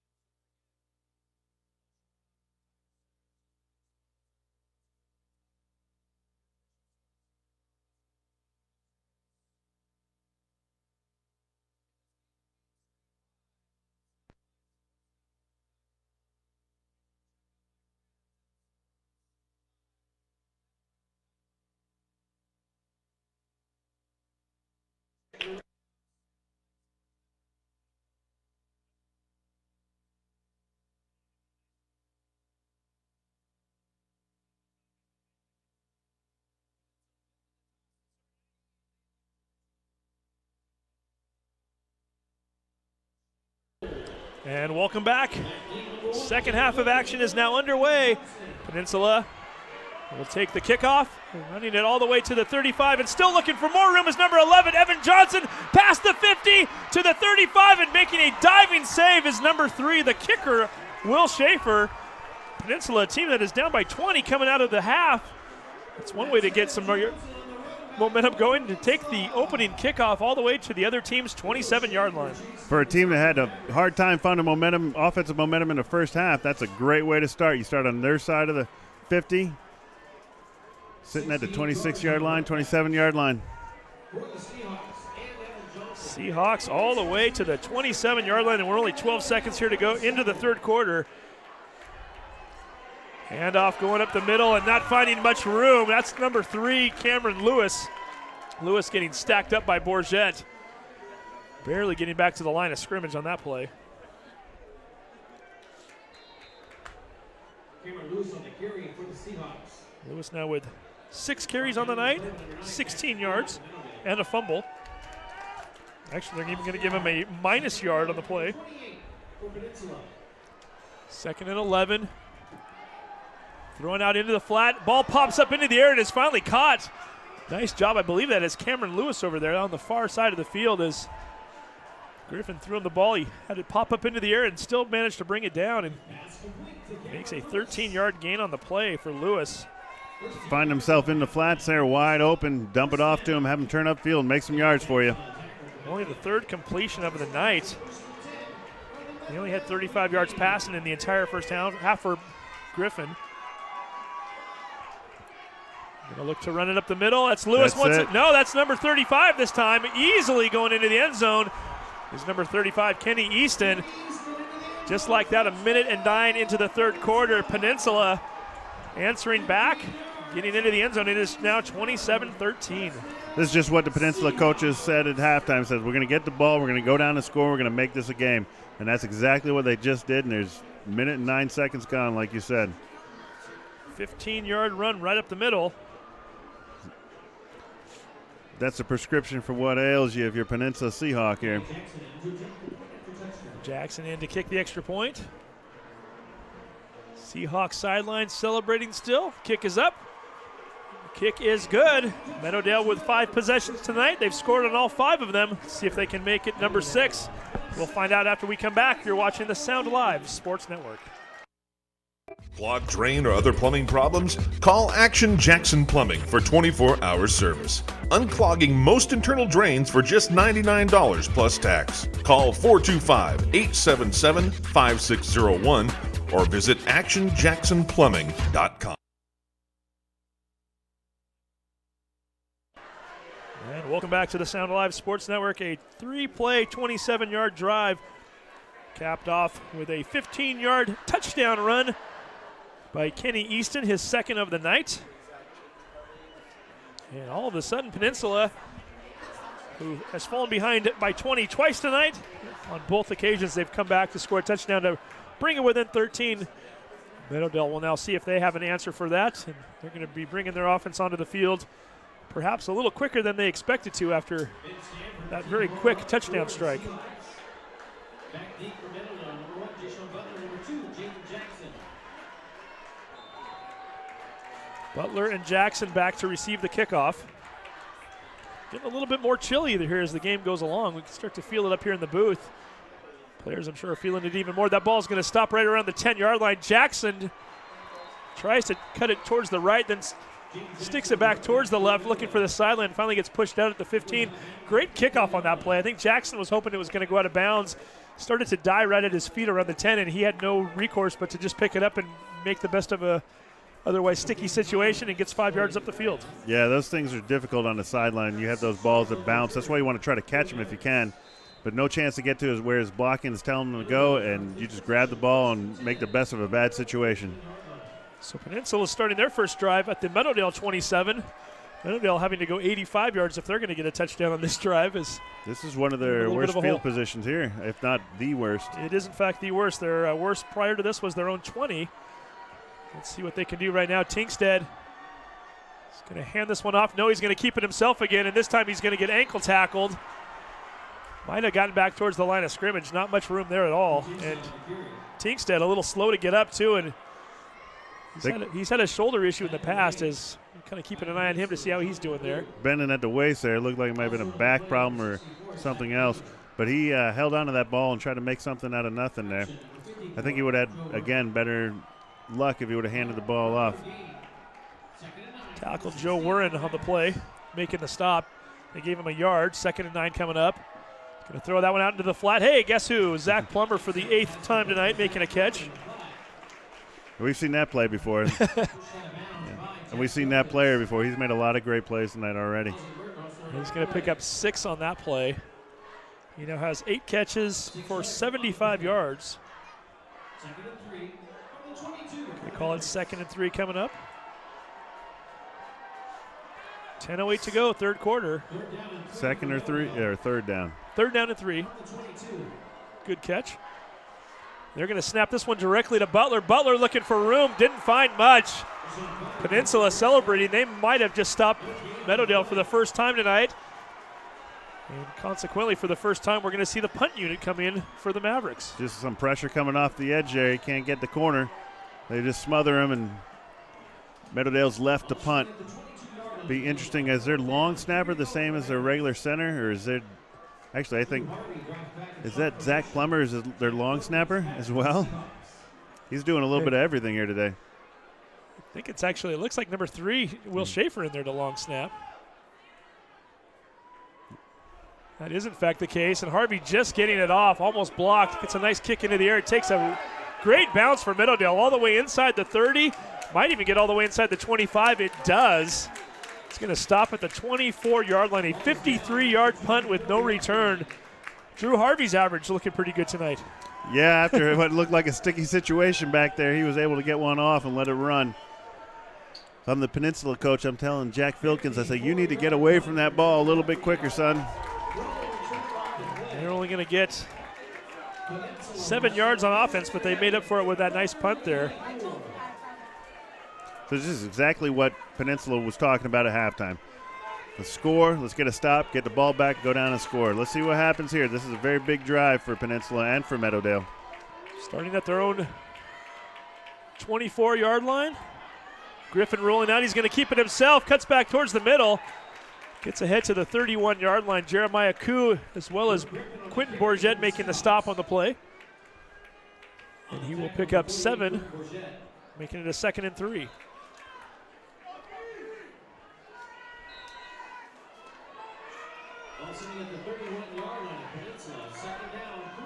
Burt Griffin, shotgun formation one more time. A little bit of a high snap. We're going to get a whistle here. It's going to be on the offense of some sort, I imagine. Offense, number 76. 5-yard penalty. 2nd down. Takes away that big gain, or their decent gain there on 1st down. Playing from behind right now. 2nd and 3 becomes a 2nd and 8. That'll drive a coach crazy. There's your, you're trying to get back into this game. You get a nice 7-yard run to start the drive, and before you can even get your second play off, you're moving back 5 yards. As a coach, it's difficult to lose to an opponent, but it's even more difficult to lose to yourselves because you did stuff that wasn't right, especially this time of the season. So 2nd and 8 coming up for Peninsula. 8:18 to go, 3rd quarter. They trail 27-14. Ball is popped up into the air, tipped at the line of scrimmage. Falls incomplete. That one could have been a dangerous scenario for the Seahawks. Instead, it hits the turf. Still, nonetheless, they do have a 3rd and 8 coming up. I think the receiver there for the Seahawks has gained inside leverage, so if that ball's caught, I think he's still running for a touchdown. That's a great job by the defensive line to know when that guy separates from the ball to get your hands up if you can't get to the quarterback. I didn't see who got their hand on the ball, but whoever it was, like you said, might have saved a touchdown right there. 3rd and 8. Griffin dropping back to pass, rolling out to his right. Trying to avoid a couple of tacklers, isn't going to do it. Marcus Ward bringing him down behind the line of scrimmage. Looked like the play was set up. He was rolling out to his left and then turned back to the right and then got his eyes diverted, so he wasn't even looking downfield. He was looking at his pass rushers, didn't even notice if anybody was open, trying to make something out of nothing. Now they have to punt. Loses 5 on the play. It's going to bring up a 4th and 13 for Peninsula. going to bring the punt unit on now for the third time tonight. Johnson with the kick. High kick that's going to bounce right around midfield. Takes a bounce. And is finally going to be stopped at the Meadowdale 43-yard line. As a 36-yard punt with no return, and Meadowdale a bit of a hole on the last possession. Now they win the battle of the punt teams, if you will, and actually gain yardage in the process. So they will take over their second drive of the third quarter with 7:22 to go here, looking for their first points of the half. Just a big drive killer there in that second down, losing 5 yards and putting you behind the sticks. Now Meadowdale come out and make a statement and try to drive this ball down there to regain their big lead. See what they can do. Tingstead in shotgun formation. Plummer in motion. Going to hand it off. That's Marshall one more time. Marshall looking for room out to the right. Picks up a few yards, but not much room there. He might have gained 3 on the play.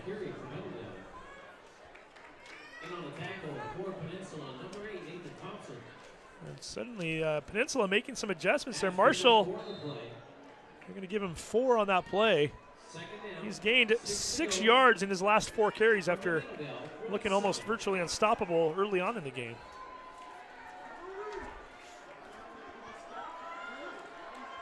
Tingstead once again in shotgun formation, has 4 receivers, going to throw it out into the flat. Schaefer catches the ball, trying to get ahead, picked up 3 yards on the play as Jack Filkins comes over and makes the stop. Peninsula looks like they've gone to a 4-man front at this point. Maybe they're trying to stop the run a little bit more. They initially started with a 3-man front. Give him a 2-yard gain, and consequently, Tingstead now has completed his last 11 passes. That was the first catch of the night for Schaefer. Goes nicely with his 2 field goals and 2 extra point kicks. Tingstead getting flushed, gets to midfield, trying to get ahead. Gonna spot him right about at the 48.5 yard line. Might leave him about 1.5 yards short. And Tingstead once again slow to get up as he's... Joe Warren just putting a little hit on him there. Trying to get a little feel in that arm there, that left arm that he struggled with a little bit last week as well. Tough kid though, Tingstead. They don't make him much more tough than that. Here we go. They're going to a 5-man front. They brought in the nose guard. 4th and 2. They're going to pass it. Halen Roberts wide open. He's got speed. He's got end zone and touchdown. Mavericks. That was just a 5-man front. They didn't get their coverage right on the back end. Meadowdale snaps it quickly and it's touchdown Mavericks. Had a 48-yarder last week. Does himself one better this time. 49 yards out. Last week he had to break away from 3 defenders. This time, all he had to do was mainly catch the ball and start running. Yeah, some of those are the most difficult to try to catch. You're wide open, busted coverage, just right down the middle of the field. Great job by Tingstead to recognize and just get him the ball. Schaefer with another kick. It is up. It is good. 5:35 to go here in the third quarter. And for the third time tonight, Meadowdale jumping out to a 20-point lead. It is 34-14. You're watching the Sound Live Sports Network. High school football. Sound Live Sports Network is presented by My Neighborhood News Network, Snohomish County's online gathering place. Visit My Edmonds News, MLT News, and LinwoodToday.com for news, sports, and events about your community. And see what your neighbors are talking about.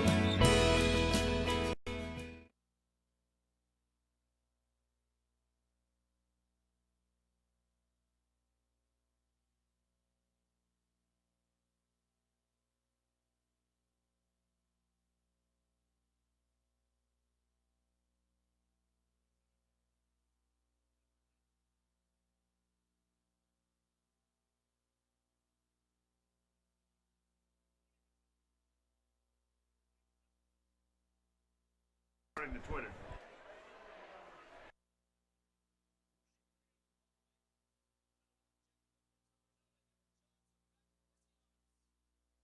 And welcome back to the Sound Live Sports Network. Filkins on the kickoff return. And he's still going right out towards midfield and finally gets pushed out of bounds. A very late penalty marker thrown as Filkins is pushed out just as he passes midfield. They've had a bunch of great returns, put them in great positions here. They just can't seem to get over that 13-point hump. And Meadowdale just keeps coming back and answering. Let's see what the call is here.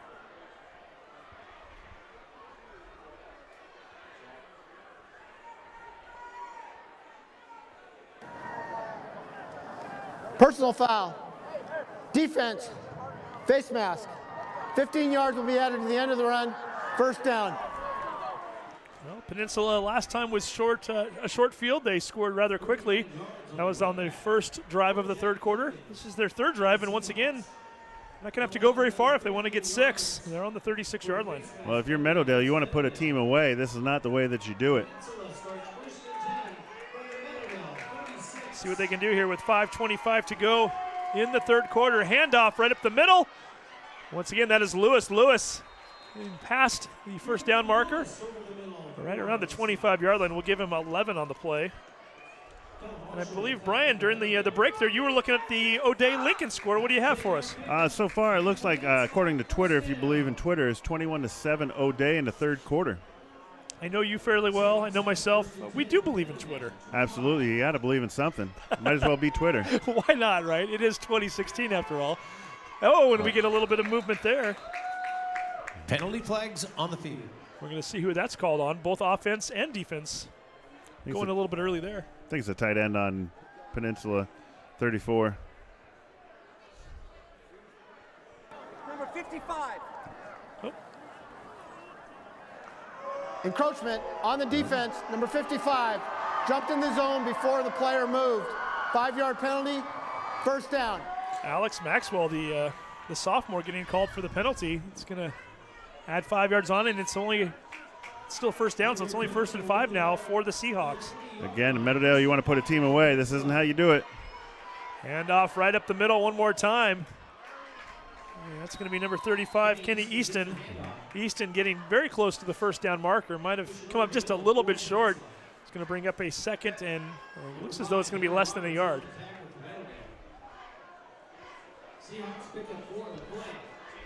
You allow a team to stick around and be able to get a little bit of momentum, put the ball in the end zone a little bit, believe in themselves.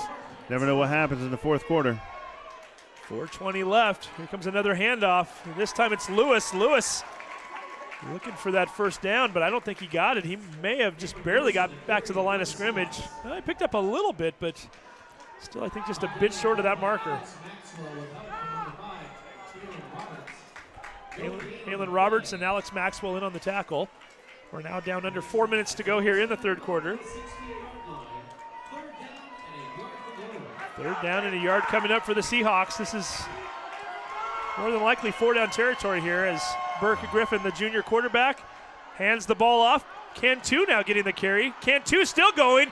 He's got a little bit of a convoy too towards the end zone. Did he get in? Of course not. The Snohomish refs are just pointing him down to the 6-inch line. That's what they do.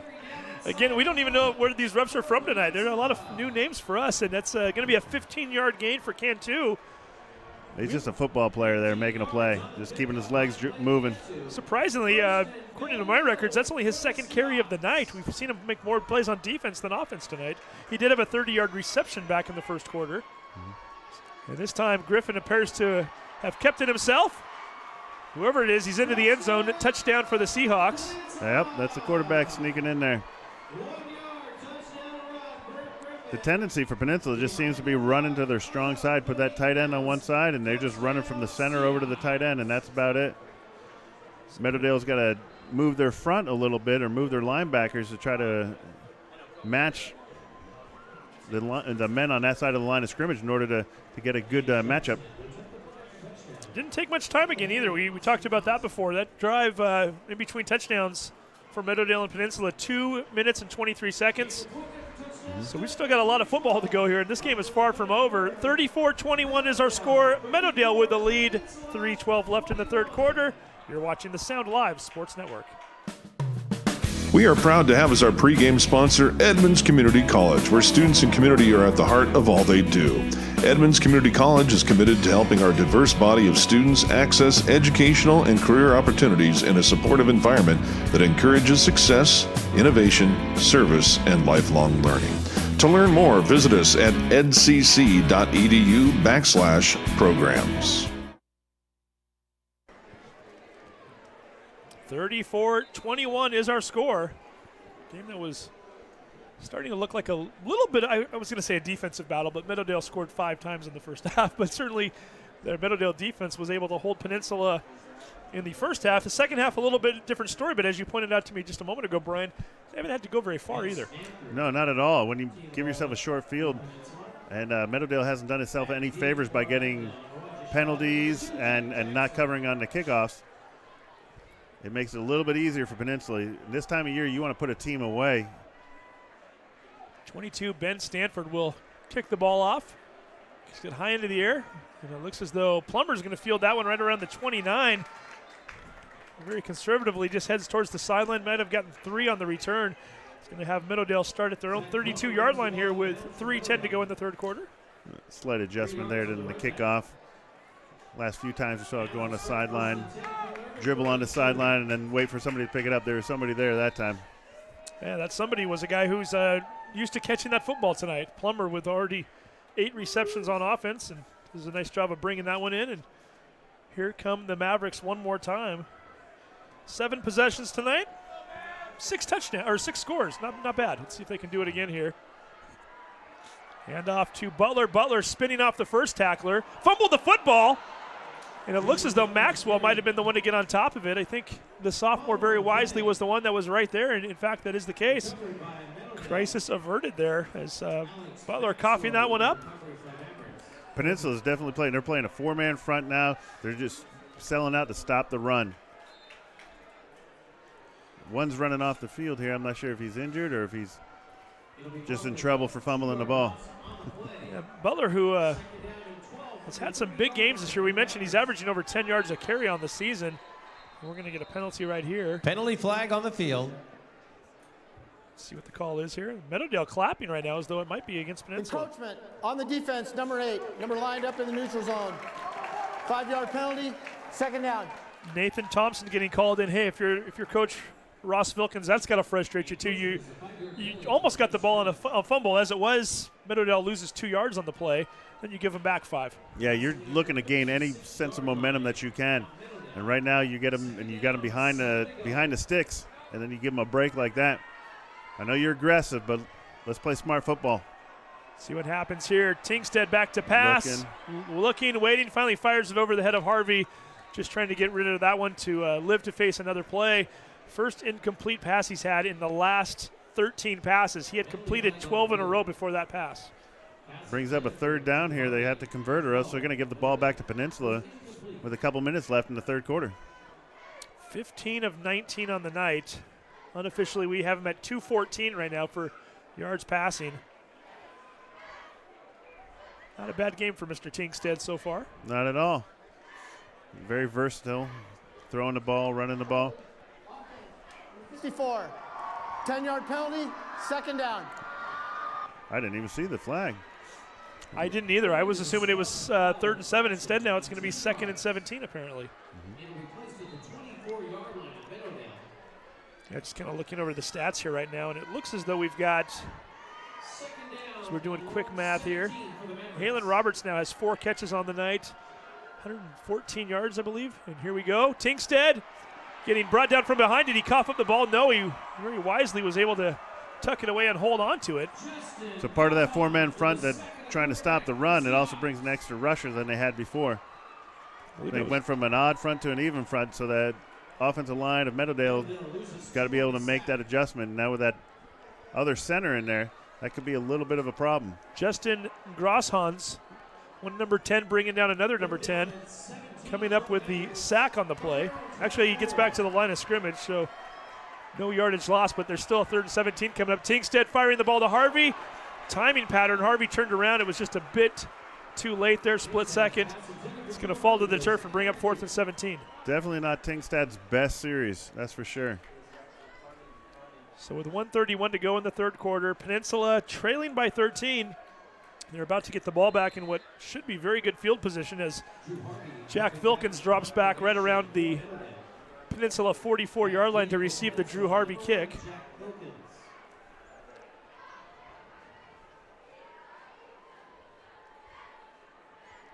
Here come the defense. They block the ball. It's into the end zone. It's rolling. goes out of the back of the end zone, so Meadowdale getting a little bit lucky on that play in that it was not recovered for a touchdown. They almost blocked the last kick. This time they brought the house. Harvey's still sitting on the turf as he finally has to get up, realizing there was not much he could do there. As by the time he kicked that ball, he had about 3 guys in his face. Absolutely. If one guy wasn't going to get it, the other one was. They just sold out to try to stop that. Went out the back of the end zone, a safety, and now Peninsula, who's had great kickoff returns, gets to return a kick while Meadowdale kicks off from the 20. This action. The referee explaining that one to the folks here. So it's now an 11-point game. This was a Meadowdale team that 3 times tonight has led by 20. Like I said, you're a little bit fortunate. If that ball had not traveled about 3 or 4 yards less than it did, nobody was around for Meadowdale. It was nothing but Peninsula jerseys.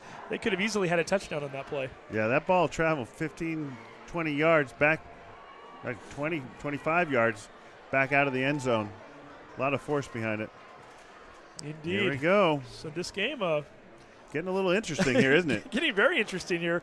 Not only is Peninsula down by 11, but on the safety, they get the kickoff. It's a free kick, so Meadowdale having to step back to their own 20 to kick it off. You get an option of whether or not you want to punt it or place it on a tee and kick it. Will Schaefer with the big foot, he's going to put it on the tee and get ready to kick it from the 20. So I'd look for something to try to get it, drop into a hole somewhere so they have to pick the ball up, because every time they've kicked it off and kicked it deep and he's been able to get it, he's ran it back pretty far and given them good field position for the Peninsula Seahawks. So let's see how Meadowdale's kick coverage is on this play. Harvey kicking that one all the way down to the 32-yard line where it's fielded.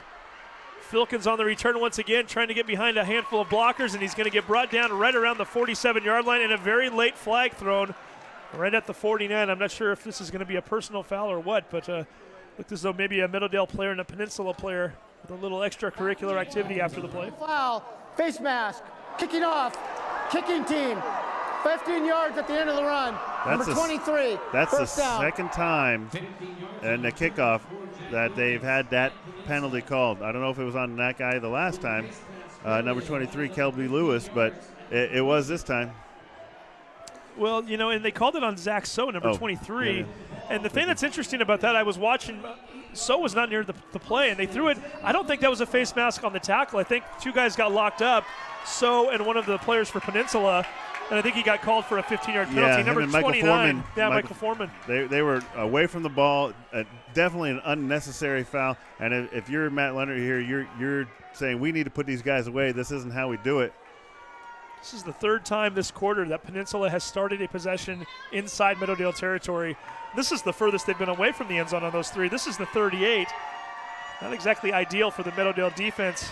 Lewis looking to run behind his blockers.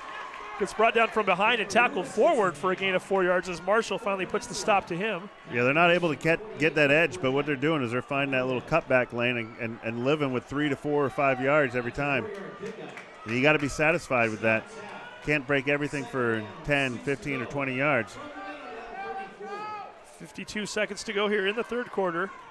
34-23, Mavericks on top. This is the state quarterfinal game. The winner moving on to the semifinals next week to play either O'Day or Lincoln. Lewis with another carry off the right tackle. Lewis still pushing his way forward, getting some help as he gets right around the 30-yard line. Nice little counter play there. Their tight end coming around and pulling. Going to call that the 31. They'll give him 3 on the play as there's now 21 seconds and counting. We'll see if Peninsula can, in fact, get another playoff before the end of the quarter. Definitely been Peninsula's quarter for sure, though. Without a doubt. Play clock is off, so Peninsula doesn't have to get the snap off if they don't want to. 8 seconds to go. They're going to snap it on 3rd and 3. Lewis looking for the first down, gets very close. The eye test tells us he probably picked it up, but we'll wait to see what the call is here.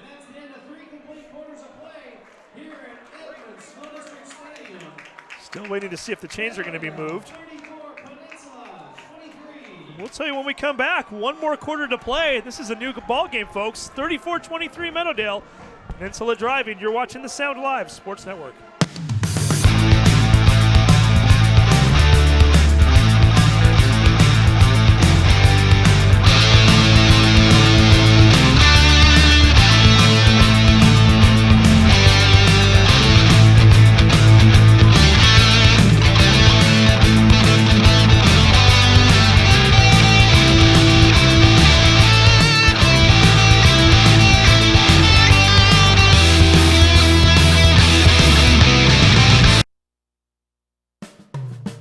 We are proud to have as our pregame sponsor Edmonds Community College, where students and community are at the heart of all they do.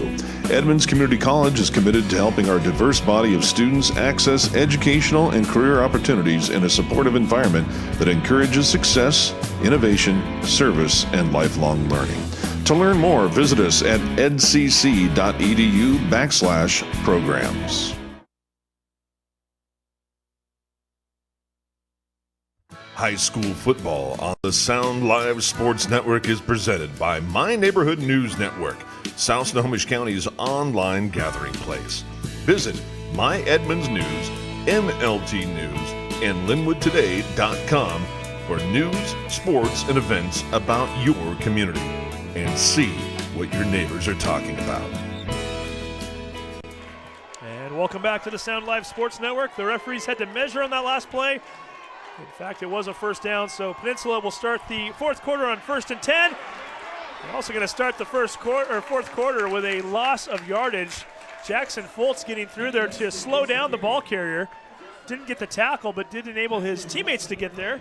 It's going to be a loss of 1 as Kenny Easton with the carry. It's going to bring up a 2nd and 11. That last quarter was definitely Peninsula's pulling through and scoring a few times. Great field position. Meadowdale needs to buck up here a little bit and get a stop. 11:28 to go here in the ball game. Lewis with a carry up the middle, finds room. Kella Marshall might have just saved a touchdown from behind. Drags down Lewis right around the 13-yard line for a gain of 16. That one could have easily been 29. Yeah, that outside linebacker gets a little too far upfield and creates a lane right underneath the tackle, and he just runs right through that lane. Got to play the line of scrimmage. Could end up spotting him at the 14-yard line. Seahawks trying to make this a one-possession game. Lewis once again looking for room up the middle to the 5, picks up the first down. It gets all the way down to the 2-yard line where he's tackled after a gain of 12. Got a 3-man line and 2 linebackers. Look like they're blitzing through their gaps. He just finds a hole right there and squeezes it all the way down to the 2.5-yard line. Peninsula not wanting to go away here. This is their season as well on the line. Yep. 10:48 to go here in the fourth quarter. Quarterback Griffin in shotgun formation, hands it off to Lewis. Lewis spinning into the end zone. Touchdown Seahawks. Just a little G lead, the right guard there. Pulls out, kicks out. He runs right behind him into the end zone. That's a good play for Peninsula. Looked a little too easy there. It's only 1 minute and 22 seconds elapsing in the quarter. 7-play drive for Peninsula that covered 38 yards. All of a sudden, we've got a 34-29 game, and Peninsula, I would got to think, is going to go for 2 here to make it a 3-point game. Get this thing within a field goal. They're going to put it over on the left hash. All right, here we go. Trying to get it within a field goal right here. Griffin with Lewis in the backfield. Sends Filkins in motion, rolling out to the right, looking, throwing into the corner of the end zone over the head of Filkins. Incomplete. Will Schaefer with the coverage. Meadowdale allowing them to get within 5, but not within 3. We'll see what the Mavericks can do on offense. 10:38 to go. You're watching the Sound Live Sports Network. Clogged drain or other plumbing problems? Call Action Jackson Plumbing for 24-hour service. Unclogging most internal drains for just $99 plus tax. Call 425-877-5601 or visit actionjacksonplumbing.com.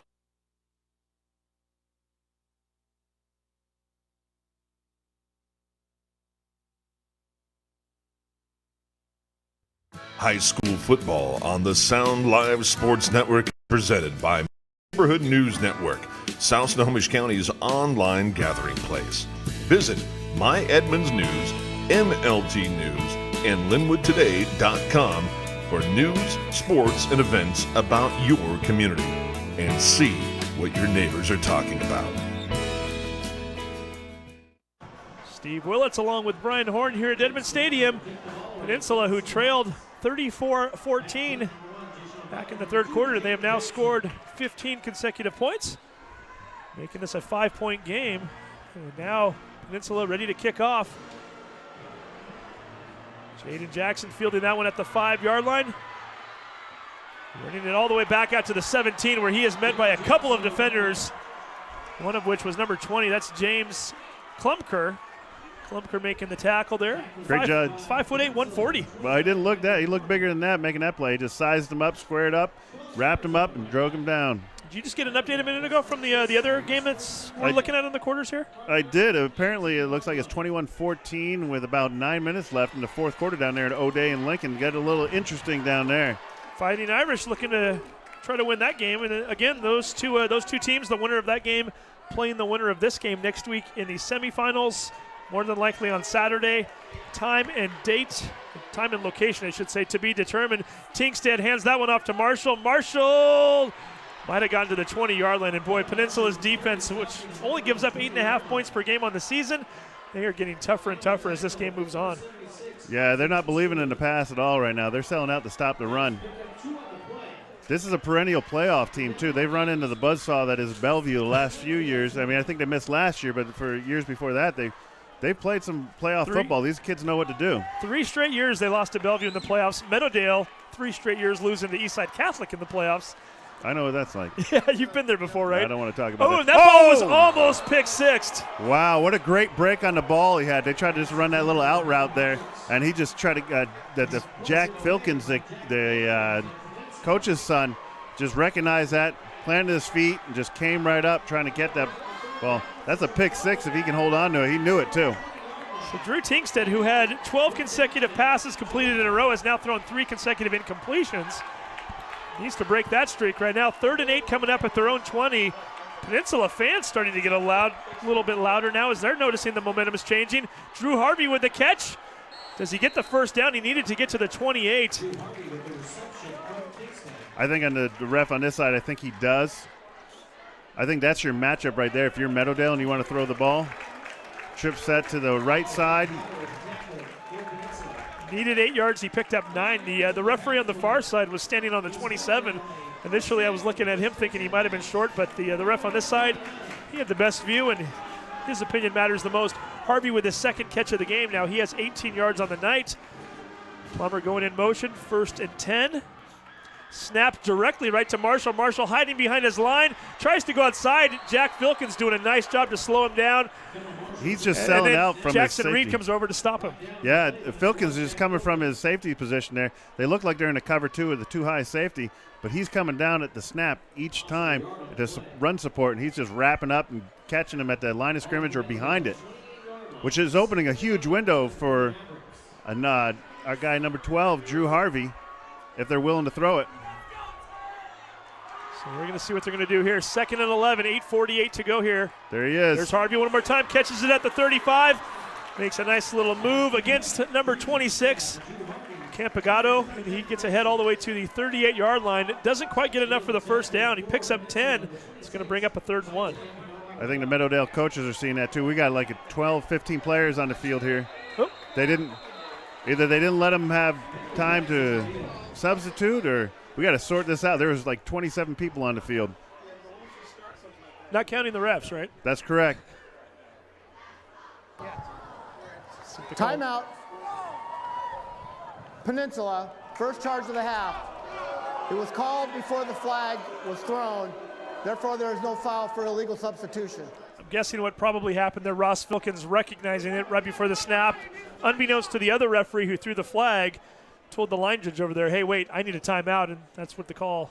Yeah, a lot of times you see personnel changes. Sometimes they come on late. Sometimes it's down in distance. And Meadowdale is doing a great job tonight with their tempo, and so they're getting in and getting out when they want to. It's kind of that New England Patriot thing where you come up and it's like, okay, we're going to go quick, and then they can slow it up or speed it up whenever they want to. Listen to this stat here, Brian. Over the last 6 carries for Kella Marshall, after he started off 7 for 74, he's had 1 yard, 1 yard, 0 yards, 4 yards, 2 yards, -1 yards. Not finding a lot of room to run right now. Let's see if they want to go to number 6.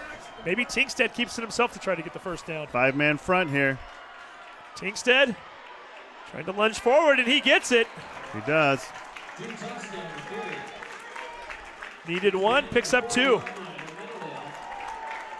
8:18 showing left here in the fourth quarter. Meadowdale with the 5-point lead. Meadowdale with another first down. Just trying to eat up as much clock as possible right now.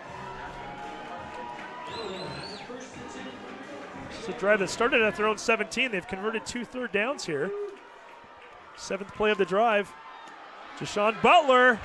Butler sweeps out to the left, cuts it back towards the right, passes the midfield marker, also passes the first down marker. He's down to the 49, a gain of 11 on the play. They run it to the short side there. I think Filkins is on the other side. He's not able to come down from the safety position to go ahead and make a play on that. Eating up yardage, eating up clock. That's just a prescription that Meadowdale needs right now. Love nothing more than to get a touchdown here, making this a 2-possession game again. 7:33 left here in the fourth quarter. Trying to get to the semis. Butler with another carry. Breaks one tackler, gets down to the 45. He's finally wrapped up by Jackson Reed. Brought down after a gain of 4. Another G lead there. The left guard just pulls out.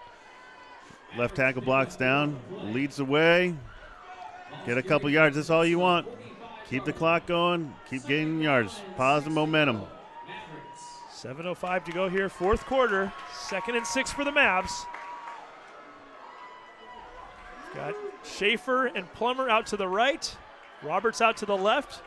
Both of your tailbacks in the backfield with you. Tinkstead looking to run to the right, and he doesn't find much room at all. Looked as though that was big number 63 making the stop. Jonathan Rude.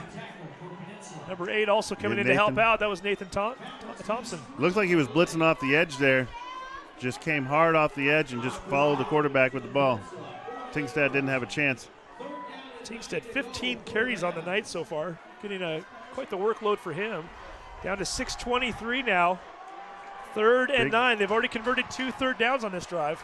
Yep. Watch for that hitch route. 3 receiver set. Butler out in the flat. Catches the football flag down at the 49-yard line. We'll see what that is. Butler cuts back. He's still running. If this stands, it might be. It could be. Touchdown Mavericks, but we'll wait to see what the flag is at the 49-yard line. That's the same play they scored their first touchdown on when they flared him out in motion on the trip side. Caught the flare pass. Made a couple great moves on the sideline. Cut it up. But let's see what's going on. Everybody's walking back slowly. I have a feeling this excitement will be short-lived. During the run, chop block, number 56, 66, at the line of the scrimmage. 15-yard penalty, 3rd down. One of the few times I've seen a chop block called in high school football, but it was down before he even caught the ball. So they saw something. Yeah, that flag was thrown relatively quickly, and boy, what would have been a 2-score lead now, it's going to be a 3rd and long instead. That's a 15-yard penalty, so what would have been a touchdown is now a 3rd and 24. Not what you were looking for. No, and if you're Meadowdale, the last thing you want to do is give the ball back to Peninsula in a 1-possession game. 6:02 showing here in the fourth quarter. Yeah. So do you put the ball up here on 3rd and 29, or you just try to run the ball and get in a decent position to punt? We've seen what they can do on 4th and 19. Let's see where they're going. They're going towards the freshman, too. Ward going back for it. Ball is intercepted. That's as good as a punt, though, really. Yeah, hate to say it that way, but in fact, that's what it is. Jace Kime comes down with it at the 27. That is a ball that was thrown 38 yards downfield. Yeah, so that great inside leverage on playing man-to-man. Turned to look, kept him on his back, went up and made the play, especially when Jace Kime is listed at 5'9", and we have the receiver out there. He's a slight bit taller than he is. Great job by the DB, but now Meadowdale's defenses needs to step up and make a play. We haven't said this in a very long time, but if Peninsula were able to go down and score it now, they would take the lead. This is a team that's been down 3 times by 20 tonight. Let's see what they can do now. Lewis looking to run out to the left. Kellen Marshall making a stop right around the 27-yard line. We'll call it a gain of 2 on the play. Again, running to the strong side. They love their matchup over there. Alex Maxwell also in on the stop. 2nd and 7 coming up. 5:29 showing on the clock. Fourth quarter, quarterfinal football. Only one team moves on to the semis one team's season comes to an end tonight. Who will it be? Yeah, great game so far. This is what it's all about, though. You can feel the tension in the air here. Both sides starting to make some noise now. Good turnout from both schools. Griffin dropping back to pass, looking, finally has to throw it at the feet of his defender. We get a penalty marker thrown down around the 10. Is that grounding perhaps? It could be grounding, but he threw it right at the feet of his running back. They were trying to set up a screen, and it looked like it was sniffed out, and they were tackling him. Griffin's pass goes Intentional incomplete. grounding on the offense. Intentional grounding. That's one of those plays where back in the day, if you threw it anywhere in the vicinity of a receiver, they gave you credit for it. But if it's not with the intent to make a play, and perhaps that's what the referee saw, he threw it at the feet of Kime. Kime was looking the other way, so he, quite frankly, had no chance or even was not even thinking about trying to catch that. And that pushes them way, way back on this play as Griffin had faded, trying to get away from the defense. This is going to be a huge loss for Peninsula. Yes, you try to invite that rush upfield and you make the play underneath. But it came a little bit too quick and a little bit too hard from what he was expecting, and they just couldn't get the screen off. They had a 2nd and 7 at the 28. You lose a down on that play, too. They're now down at the 5-yard line. That was a loss of 23 yards for them. Griffin looking to throw deep. He's got man-on-man, overshoots his receiver. Alex Bellotti, the 5'8" junior, had a couple steps on Jackson, too, I believe, on the defensive play. It's going to bring up a 4th and 30. Yeah, that play was open. He throws it, and he's able to get underneath it. Had a couple yards separation on him for sure. But here we go. It's 4th down. A couple tough penalties on the last 2 drives. The last one for Meadowdale and this one for Peninsula. Drive started at the 25-yard line. They're punting it from the 5. The punter has to stand right back on the back line of the end zone. It's going to bounce at the 37. Takes a little bit of a Peninsula roll. Fielded at the 47-yard line. A 42-yard punt with no return. 4:50 to go here in the game at Meadowdale, starting in Peninsula territory. We'll take a 30-second break. You're watching the Sound Alive Sports Network.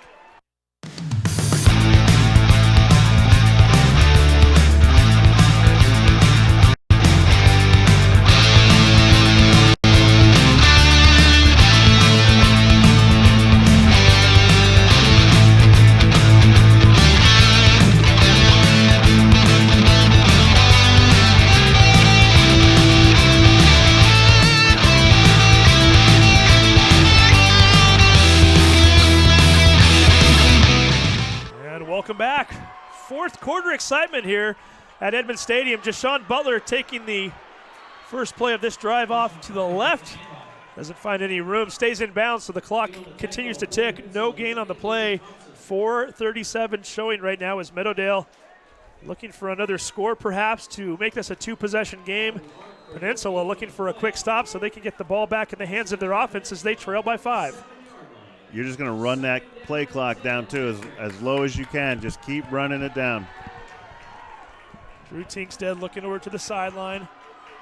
Halen Roberts in the slot to the right. Pitches it out to Kella Marshall. Marshall at the 45. Didn't get much further than that as it They're still appears snapping. as though he got 2 yards. We're going to give the tackle to number 63, Jonathan Root. They're still snapping the ball with like 11 seconds left. You want to milk the clock as much as you can.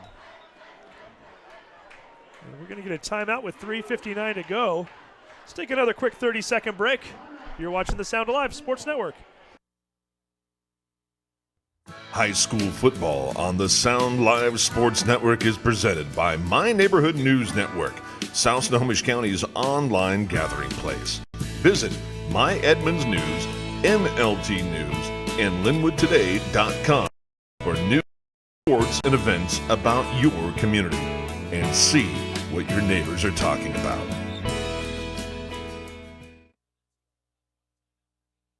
Clogged drain or other plumbing problems? Call Action Jackson Plumbing for 24-hour service. Unclogging most internal drains for just $99 plus tax. Call 425-877-5601 or visit actionjacksonplumbing.com.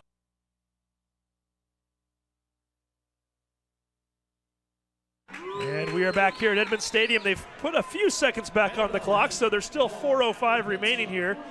3rd down and 8 coming up for the Mavs. They lead by 5. Could really use a first down right here to continue this drive and to keep that clock ticking. Teamstead looking to pass, floats it to Zach Plummer, who's open at the 32, down at the 20, inside the red zone. Beautiful play. Teamstead not sure what to do. It looked as though he was about ready to get hit. Plummer just kind of faded right behind the defensive backs there, right along the sideline. Beautifully executed play, 29-yard gain, first down Mavs. He was originally looking for Roberts over in the flats on the other side, and he was covered. He turned back around, kept it alive, and Plummer kept his way up the field on the sideline, just hugging it, just found him. Give him 26 on the play. He's now over 100 yards on the night, Plummer is. 9 carries for 101. 3:57 to go. Kella Marshall with the pitch. Marshall, unfortunately for the Mavs, stepping out of bounds. It's not what they wanted there. No, you got to remind your players, don't step out of bounds. You know, there's 4-minute offense. You want to stay in bounds. You want to milk the clock. You want to get some yards. Running to the short side of the field, that's always a tough one too, right? Yep.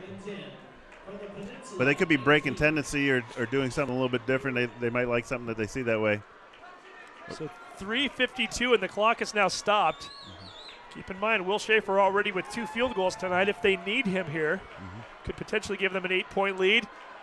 Tingsted's going to keep it himself, still fighting forward, holds on to that ball, gets all the way down to the 14, a gain of 5, which will bring up 3rd and 5. If you're a defensive player there and they go 5 wide, you do not believe they're going to pass the ball, especially with Tingstad's ability to run the ball. You're keying him no matter what. And it keeps the clock moving here and gets you positive yards. 3:26 to go here in the 4th quarter. Meadowdale trying to punch their ticket to the semifinals for the first time in school history. See if the 6th time is a charm. Big play coming up right here, 3rd and 12. Jeremiah Koo in there to block again. Marshall being tackled around the feet, breaks away from 1. Can't get by the 2nd line of defenders, though. There's a few more of them than there is him. And he does not get back to the line of scrimmage, and we've got a big 4th down coming up for Meadowdale at the 15-yard line. You try to use that up back to trap the guy and get underneath, but Peninsula was having no part of it. They're out to stop the run this second half. And for the most part they have. There's been a couple runs of positive yards, gone pretty well for Meadowdale, but Peninsula says if you're going to beat us, you're going to beat us with your arm. 4th and 7. They appear to be bringing Schaefer out. They're down to 7 on the play clock. Let's see if they're in fact going to snap it or not. Down to 3, 2, and we get a penalty flag thrown. I believe that is that going to be delay of game, or did the timeout get called? Let's see. On the defense, 12 They're on the formation. Wow, illegal substitution. It is still 4th down. It's a 5-yard penalty on 4th and 7. It does makes the one, it makes the kick easier if they want to continue with it, but 2, maybe it makes the decision to kick a little bit tougher. If you're Meadowdale, do you want to maybe keep your offense on? Now, your kicker is all league. 8-point lead sounds awfully good right now. I think you go 8-point league, to tell you the truth, because you knock that through there and they have to make the touchdown and the conversion, as opposed to 1 missed tackle on a kickoff, and he runs for 6. Also keeps the clock rolling. Peninsula's down to 1 timeout. They don't want to use it here. 2:12 and counting. They're keeping the offense out there on 4th and 2. Meadowdale trying to put this game away right now. Tingstead up the middle, gets stacked up. I don't think he got it. I don't think so either. He needed 2. I think he only got 1. 2:01 showing on the clock right now. Yep. And right now they're thinking, I'd rather have those 3 points than get that first down. Yeah, that's a very Reed making the tackle. Very pivotal play right there. Very interesting play call by Coach Leonard and his staff to want to go for it on 4th down, especially with the all-league kicker, has made 2 field goals already. 121 seconds remaining on that clock. 2 minutes and 1 second. 90 yards are what separate Peninsula from a potential victory. 89 yards or less potentially what separates Meadowdale from their first trip to the semifinals. This is playoff football right here, right? This is intense, and it doesn't seem to change from week to week for Meadowdale. It's happened now 3 straight weeks. Let's see what they can do. The boys in blue bringing the defense out onto the field. A lot of noise right now. Griffin in shotgun formation, looking to pass, looking out to the left. Ball is caught at the 20-yard line. Nice catch there by Alex Bellotti. A very nice play by Jashawn Butler to take him down right away. That was first down, too. Keeps 10-yard gain. Yep, stop the clock while they move the chains. They're still huddling up here. 1:47 and counting as the chains have moved, so the clock continues to run. Belotti's first catch of the game. Here we go. Griffin looking to pass, getting flushed, rolling out, fires. Belotti catches it, and boy, if he stays in bounds, he might have been able to run further. Yeah, he's sold out. The cornerback there sold out and trying to swat the ball down. If he turns his way up the sideline, he's running for another 15 or 20 yards before the safety can come over. Yeah, Halen Roberts would have been the last line of defense, and if he gets by him, we might be looking at a different game. 36-yard line now. We'll give him 16 on that play. Yep. Clock stopped on the first down and the out of bounds. So it's out of bounds, 1:33 left. Everybody's sensing the urgency that's at stake right now. Quarterfinal football at its best. Griffin throwing, completing it as the receiver goes out of bounds. That's Chase Kime, number 2. They like that little out route. One is stopping the clock, and it's getting them 7 or 8 yards at a time. Meadowdale seems very content to let them have that short yard, but those short plays start to add up very quickly as well. And 3 different plays now, 33 yards. Peninsula 57 yards away from pay dirt. 1:29 to go on the clock here. Griffin dropping back to pass, plenty of time, throws it out to the left, incomplete. The intended receiver that time was Austin Thompson. Only 4 seconds ticking off the clock, 1:25 left. Yep, brings up a big third down here. Obviously 2 down territory. They're going for it no matter what. 3rd and 3 at the 43-yard line. Meadowdale hasn't gone out of it. What looks like they're cover 3 or see what they do here. Spreading 3 receivers out to the right. Snapping the ball at the left hash, bringing the blitz. Here comes Meadowdale. Griffin pump fakes. He's got a man open. Incomplete. That's there. That's just like the last play they did last drive. He drops it in there. That was close. Meadowdale's got to feel a little bit lucky about that. He's beating his man. Beat his man and then some. I believe we're trying to get the number there. That was number 2 on the play, so that was Kime again. Pump fake, and it's sold out. Butler bid on it. Kime was about 2 yards behind him. You just got to drop it in there a little more accurate, and that's a touchdown. There was literally nobody behind him. They're playing cover 1 now. 4th and 3 coming up. 1:20 here showing on the clock. 4th down. Peninsula only has 1 timeout. Meadowdale could end it here if they can stop him. Griffin throws out in the flat. Ball is caught. Yep. About a yard, maybe 2 yards past the first down marker. First down as Belotti comes up with that one. Stopping the clock, moving the chains. Still at the 48-yard line, their own 48-yard line. But making progress here. Meadowdale's got to feel a little bit uncomfortable here. They need a stop. 1:08 and counting. Peninsula, Griffin thrown out in the flat one more time. This time Filkins makes the catch. We'll spot him out at the 48, so from one 48 to the other, that's a 4-yard gain. Filkins with his first catch of the night with 1:01 left here in the game. They've done a great job of keeping time on the clock as they've gone down the field. Yes, short stuff, but they're moving the ball here. Exactly 1 minute gone from the clock since this drive started. Griffin looking, plenty of time, finally rolls out, he's going to run for it. Gets 4 yards as Bourget runs him out at the 45, making a 3-yard gain. We'll bring up a 3rd and 3. A lot of times when people are playing cover 1, they turn their back and cover their man. You end up with an opening for the quarterback to go. And that's what he did that time. And out of bounds as well. They're going to say 3rd and 2. Looks like it might be closer to 3. They need to get almost to the 42-yard line. Yep. I think you're right. This is 2 down territory. You're absolutely right. They get 2 plays. Watch for that out route again from the inside slot receiver. Here we go. Griffin, he's getting blitzed by Fultz, gets out of it. Looking downfield, fires to Filkins. I think he for a moment thought he was going to run for it. Then Quentin Bourget came out of nowhere to put pressure on him. Tried to fire to Filkins, incomplete, brings up 4th down. He tried to double move, and once he started his second move, he couldn't move. The defensive back had gotten in his way. 4th down. This is it. This is what it comes down to. 49 seconds left. Playoff football. These are the times you're going to remember this. If you're on that field right now, when you're all dressed and ready to go, got your helmets on, you're ready to go, you're going to remember this for the rest of your days. Shades of last week, only Meadowdale was on offense at the time. Here comes Griffin rolling out to pass. Incomplete. Incomplete! Incomplete! 44 seconds left. Meadowdale takes possession. Was that number 2 out there? Jaden Jackson, was it incomplete or was it intercepted? Either way, it doesn't matter. It was incomplete. I think he laid out for that ball and knocked it away. Fans are starting to go crazy here. One timeout remaining for Peninsula. After that, Meadowdale can pretty much take a knee. I'm not going to jinx it here, so I don't want to say too much, but that curse, it's getting closer to being broken. Yeah, absolutely. Meadowdale got to tighten a couple things up for sure. Had a couple penalties, a couple things left, let Peninsula back into the game. But if they can pull this out, they got to feel good about themselves, get another week together, another week of practice, shore some things up, make some school history, and go out and have a great time doing it. The Final Four awaits them in 44 seconds. Some of the Meadowdale faithful starting to gather down by the fence right now.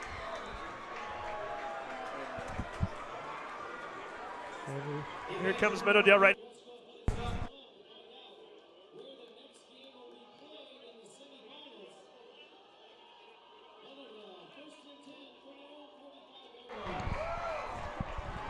So here we go. They're going to be able to down this ball once. Peninsula can stop the clock one time. Tingstead. And while you're celebrating here, we have an update. Final number 1 O'Day 28, number 7 Lincoln 20. The Abe season has ended, and the O'Day Irish have moved on, and it looks like Meadowdale will go ahead and play them next week at a site to be determined, probably some city park somewhere maybe, or I think it's going to be a little bigger than that. they're going to have to find some space to put in all these fans here. Meadowdale, the players, hey, we got 40 seconds to go, so we're not going to 38 seconds, but they may not want to eat too much turkey next Thursday. I think they're going to have a game. You got to love having Saturday. practice during Thanksgiving. You're not out there playing a turkey bowl. You're getting ready for your playoff game. That's good stuff right there. And this coming from a man who coached in the semifinals just 2 years ago when Pilchuck played Bellevue. Special time, isn't it, when you get to that semifinals? Oh, yeah. Everybody else is sitting at home wishing they were playing, and you are playing. This is it, especially when you have a great group of kids. You don't want it to end. Mavericks about to go 10-2 on the season. Tingstead with one more knee. Might have to do it one more time. It's a 25-second clock. Let's see when they spot the ball. I'm holding back my elation right now. I'm just trying not to start celebrating. Tingstead was not giving the ball up to the ref there, making it a little bit more difficult. There you go. They're under 20. We're under 25 seconds to go. The clock is ticking. The curse is going to be broken. Good job. The Mavericks are celebrating. There's tears of joy. Celebration. Matt Leonard just got a bucket poured on him, courtesy of Quentin Bourget. He's excited. The team's fired up. Making school history right there, son. The Meadowdale Mavericks are going to the semifinals of the state tournament for the first time ever. Yeah, don't forget, get your helmets on. And Peninsula to be commended. Heck of a battle for them. Falling behind by 20, fighting themselves back into this game. Hey, tip of the cap to the Seahawks tonight. Absolutely. I mean, they battled back. When Meadowdale gave them a chance, they took it. And they came out in this second half was Peninsula's second half. They made the most of it. But Meadowdale is the one to be commended. They were able to make plays down the stretch, and they were able to have a big first half to put them up. And then it's moving forward against O'Day, number 1 O'Day. They're going to have to watch some of those penalties. They're going to have to shore up a couple things. But they have to feel excited and get another week with their players, the coaches together, and making school history. It's got to go somewhere in the annals of history. You get to go back and bring your kids back to your high school and say, I was on that team. Cardiac kids, do it again, third week in a row. It's never easy. They've had to come from behind 3 times in the fourth quarter, twice against Lakeside, once against Kelso. Tonight they have to hold on, clutch this thing just as tight as they can to make sure they get it done. A little bit different position there for them this week, but yeah, that's good. Meadowdale fans are going crazy right up against the fence. Everybody's coming down out of the stands there. They don't seem to be too eager to leave. Have you noticed that? Yeah, everybody's excited just to be here. It's one of those times a year when you're able to do this stuff. You never want it to end. You just wanted to keep going and keep going and keep going. Just got to hand it a note. Sumner's beaten Woodinville in the 4A. They're heading to the semifinals for the first time since 1977. Sumner has got a great team too. Congratulations I love them down there. to them. They have a couple really great players. And Woodinville, not to be slight Woodinville at all. They have some great players. Had a great year too as well. undefeated, I think, up until tonight. But tonight, here is Meadowdale Mavericks night. 10-2 on the year. Yep. Mavericks do it again. We're going to wait to see if we get our player of the game. Or normally we'd go to commercial right now, but you know what? We're not going to do that because, hey, history was made tonight here at the stadium. That's right. They opened the history books and pulled out their pens and wrote another chapter in Meadowdale Mav history, football history. And even with Mark Stewart here and now Matt Leonard is keeping that going, it's been absolutely fantastic. He's got to be excited. You can see that he was excited on the sidelines, and his players are excited for him and excited all together. They love him. You can see him dumping the Gatorade on him, just excited. And all those players they just can't get enough of that. And this is a Meadowdale team that 3 years ago we broadcasted the game, the quarterfinal game against Eastside Catholic over at Memorial Stadium. Down by 5 late in the game. They started to drive, tried to catch Eastside Catholic off guard with a wheel route. It was intercepted around the 10 or 15 yard line with about a minute and a half to go. Really squandered a nice opportunity for them. That was a team that had Caleb Tingstead on that team, and then now brother Drew 3 years later. He might have a little bit of bragging rights around the turkey table this week. We did a segment with him on This Week in High School Sports this past week, and he mentioned that he wanted to have that leg up on his brother. I'm sure his brother, though, no doubt very proud of younger Drew tonight. I'm sure he's enjoying this, even though they'll have a little fun with it at the table. But certainly the Meadowdale faithful, I know there's a lot of alumni watching tonight. We've already talked to a few of them earlier today. I know Jojo Alcadari, he's up in Bellingham watching. He was talking about watching the game tonight. I'm sure there were others. Love the Jojo, man. He's up there helping out Mark Stewart a little bit in Mariner. But he's Mariner, yeah. Yeah, but just a great lineman for the Meadowdale Mavs in the past. But I got to tell you, this Turkey Day, Drew Tingstad gets to serve himself up first. Caleb's going second. I think they will be more than happy with that as the players still celebrating. We've yet to get our player of the game up here, so we're going to wait. Again, we're looking across the field. Ross Filkins. A lot of hugs. A lot of you don't having gone through it. You don't want this time to end. You want to remember every moment. You want to savor everything, because the hard work you put in back in June in spring football, and then when fall football opens up on August 17th this year, and you just put in all that work, and you keep talking about we got to do this, we got to do that. I'm lifting weights. This is what it comes down to. It comes down to fourth quarter stops and fourth quarter plays.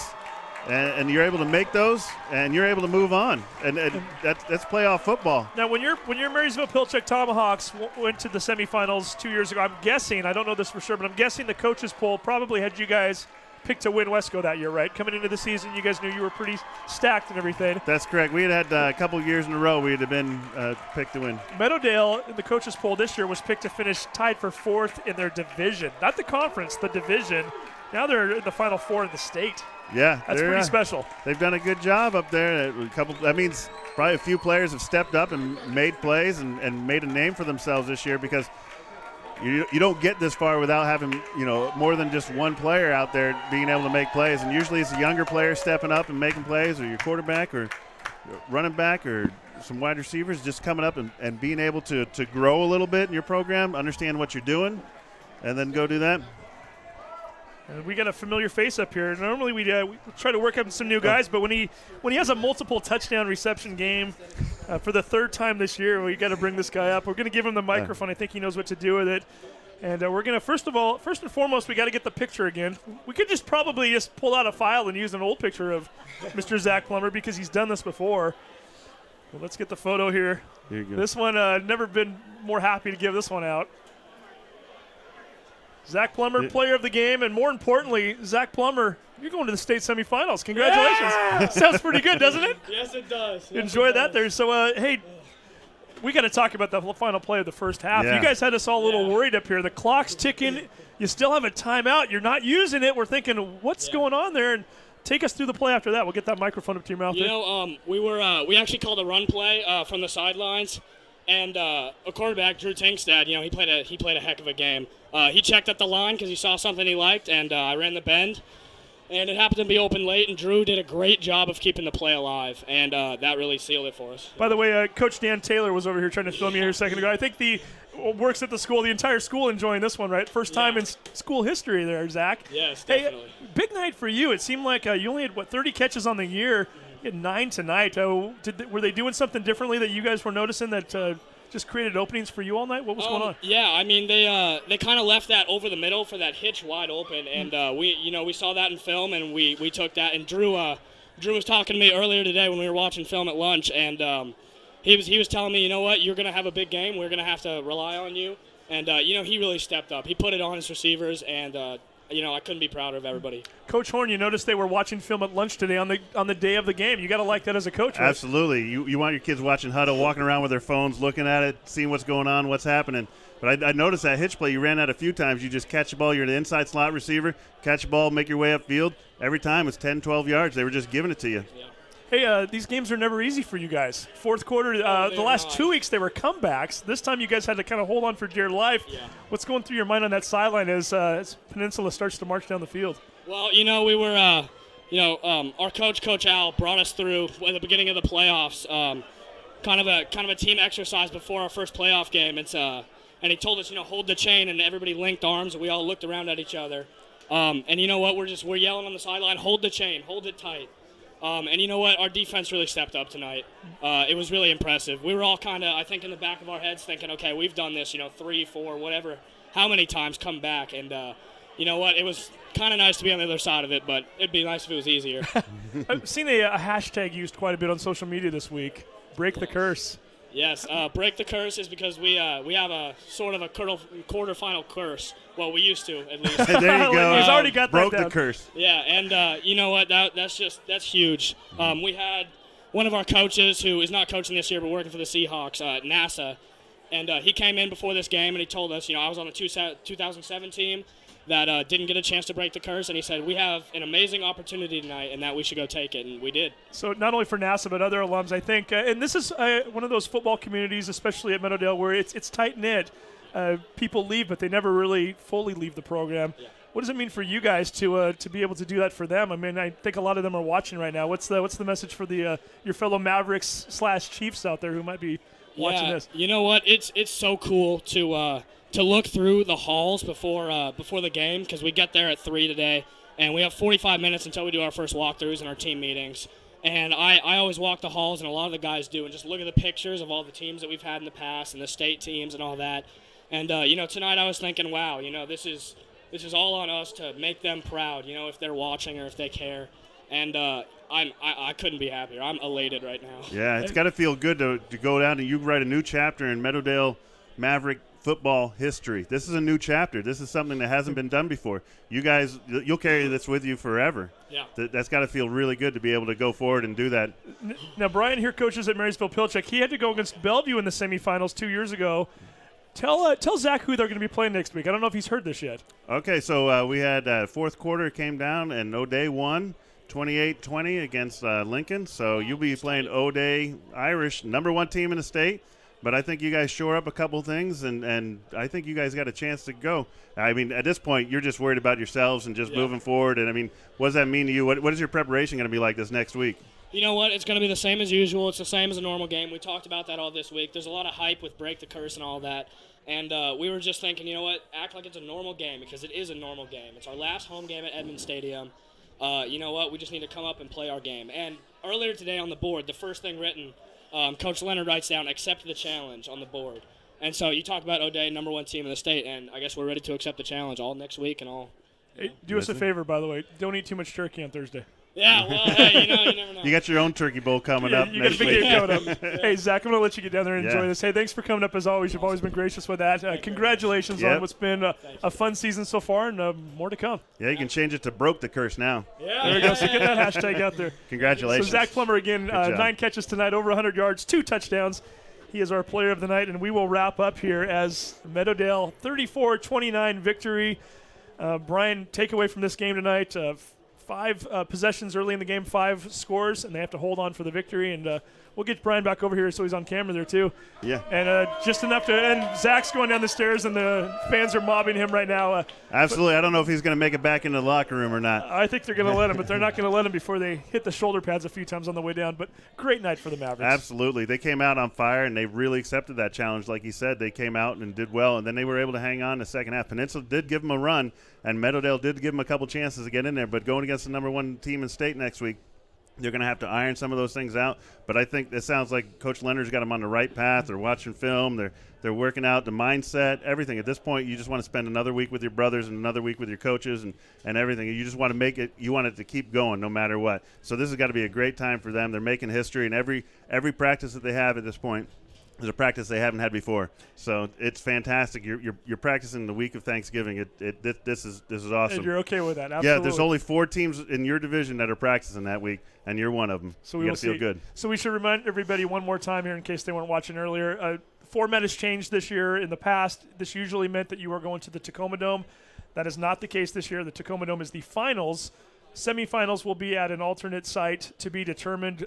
We think with O'Day and Meadowdale both being kind of along the I-5 corridor, perhaps in Everett Stadium. I know that's one of the designated stadiums this year, so it could be Memorial Stadium in Seattle. Not sure where, but we may not know for a few days yet. But we do know that they are going to be playing either Friday or Saturday. More than likely Saturday. It's Meadowdale O'Day. Absolutely. I think some of the Meadowdale Maverick family don't care if it's over in Spokane. They'll get in their cars. Travel. Yes, without a doubt. They're going to be on the road. They'll go wherever it is, tailgate, and just have a great time. Like I said, it's history being made. And unfortunately, the semis we don't know yet. So more than we may or may not broadcast. We don't know yet. But so we might be signing up for the last time this year. But if we are, it's been a fantastic run in the fall. Even if we're not broadcasting, get out to that game and watch those two teams and support these Mavericks. It should be a fun evening, afternoon, whatever it might be. But, hey, again, final score tonight, Meadowdale 34, Peninsula break to the semifinals for the first time in school history. And we're going to sign off on that. Thank you, Steve. Appreciate you being with us tonight. For Angelo Camo, for Ben Iman, Gregory Oak, 2 of our Meadowdale camera workers, Zach and Brandon, we appreciate them. Nice job, saved by Gregory Oaks on the web. We appreciate everybody who made this possible tonight. It's been so much fun. Mavericks win. Mavericks go to the semifinals. And you've been watching the Sound Live Sports Network. Have a great night.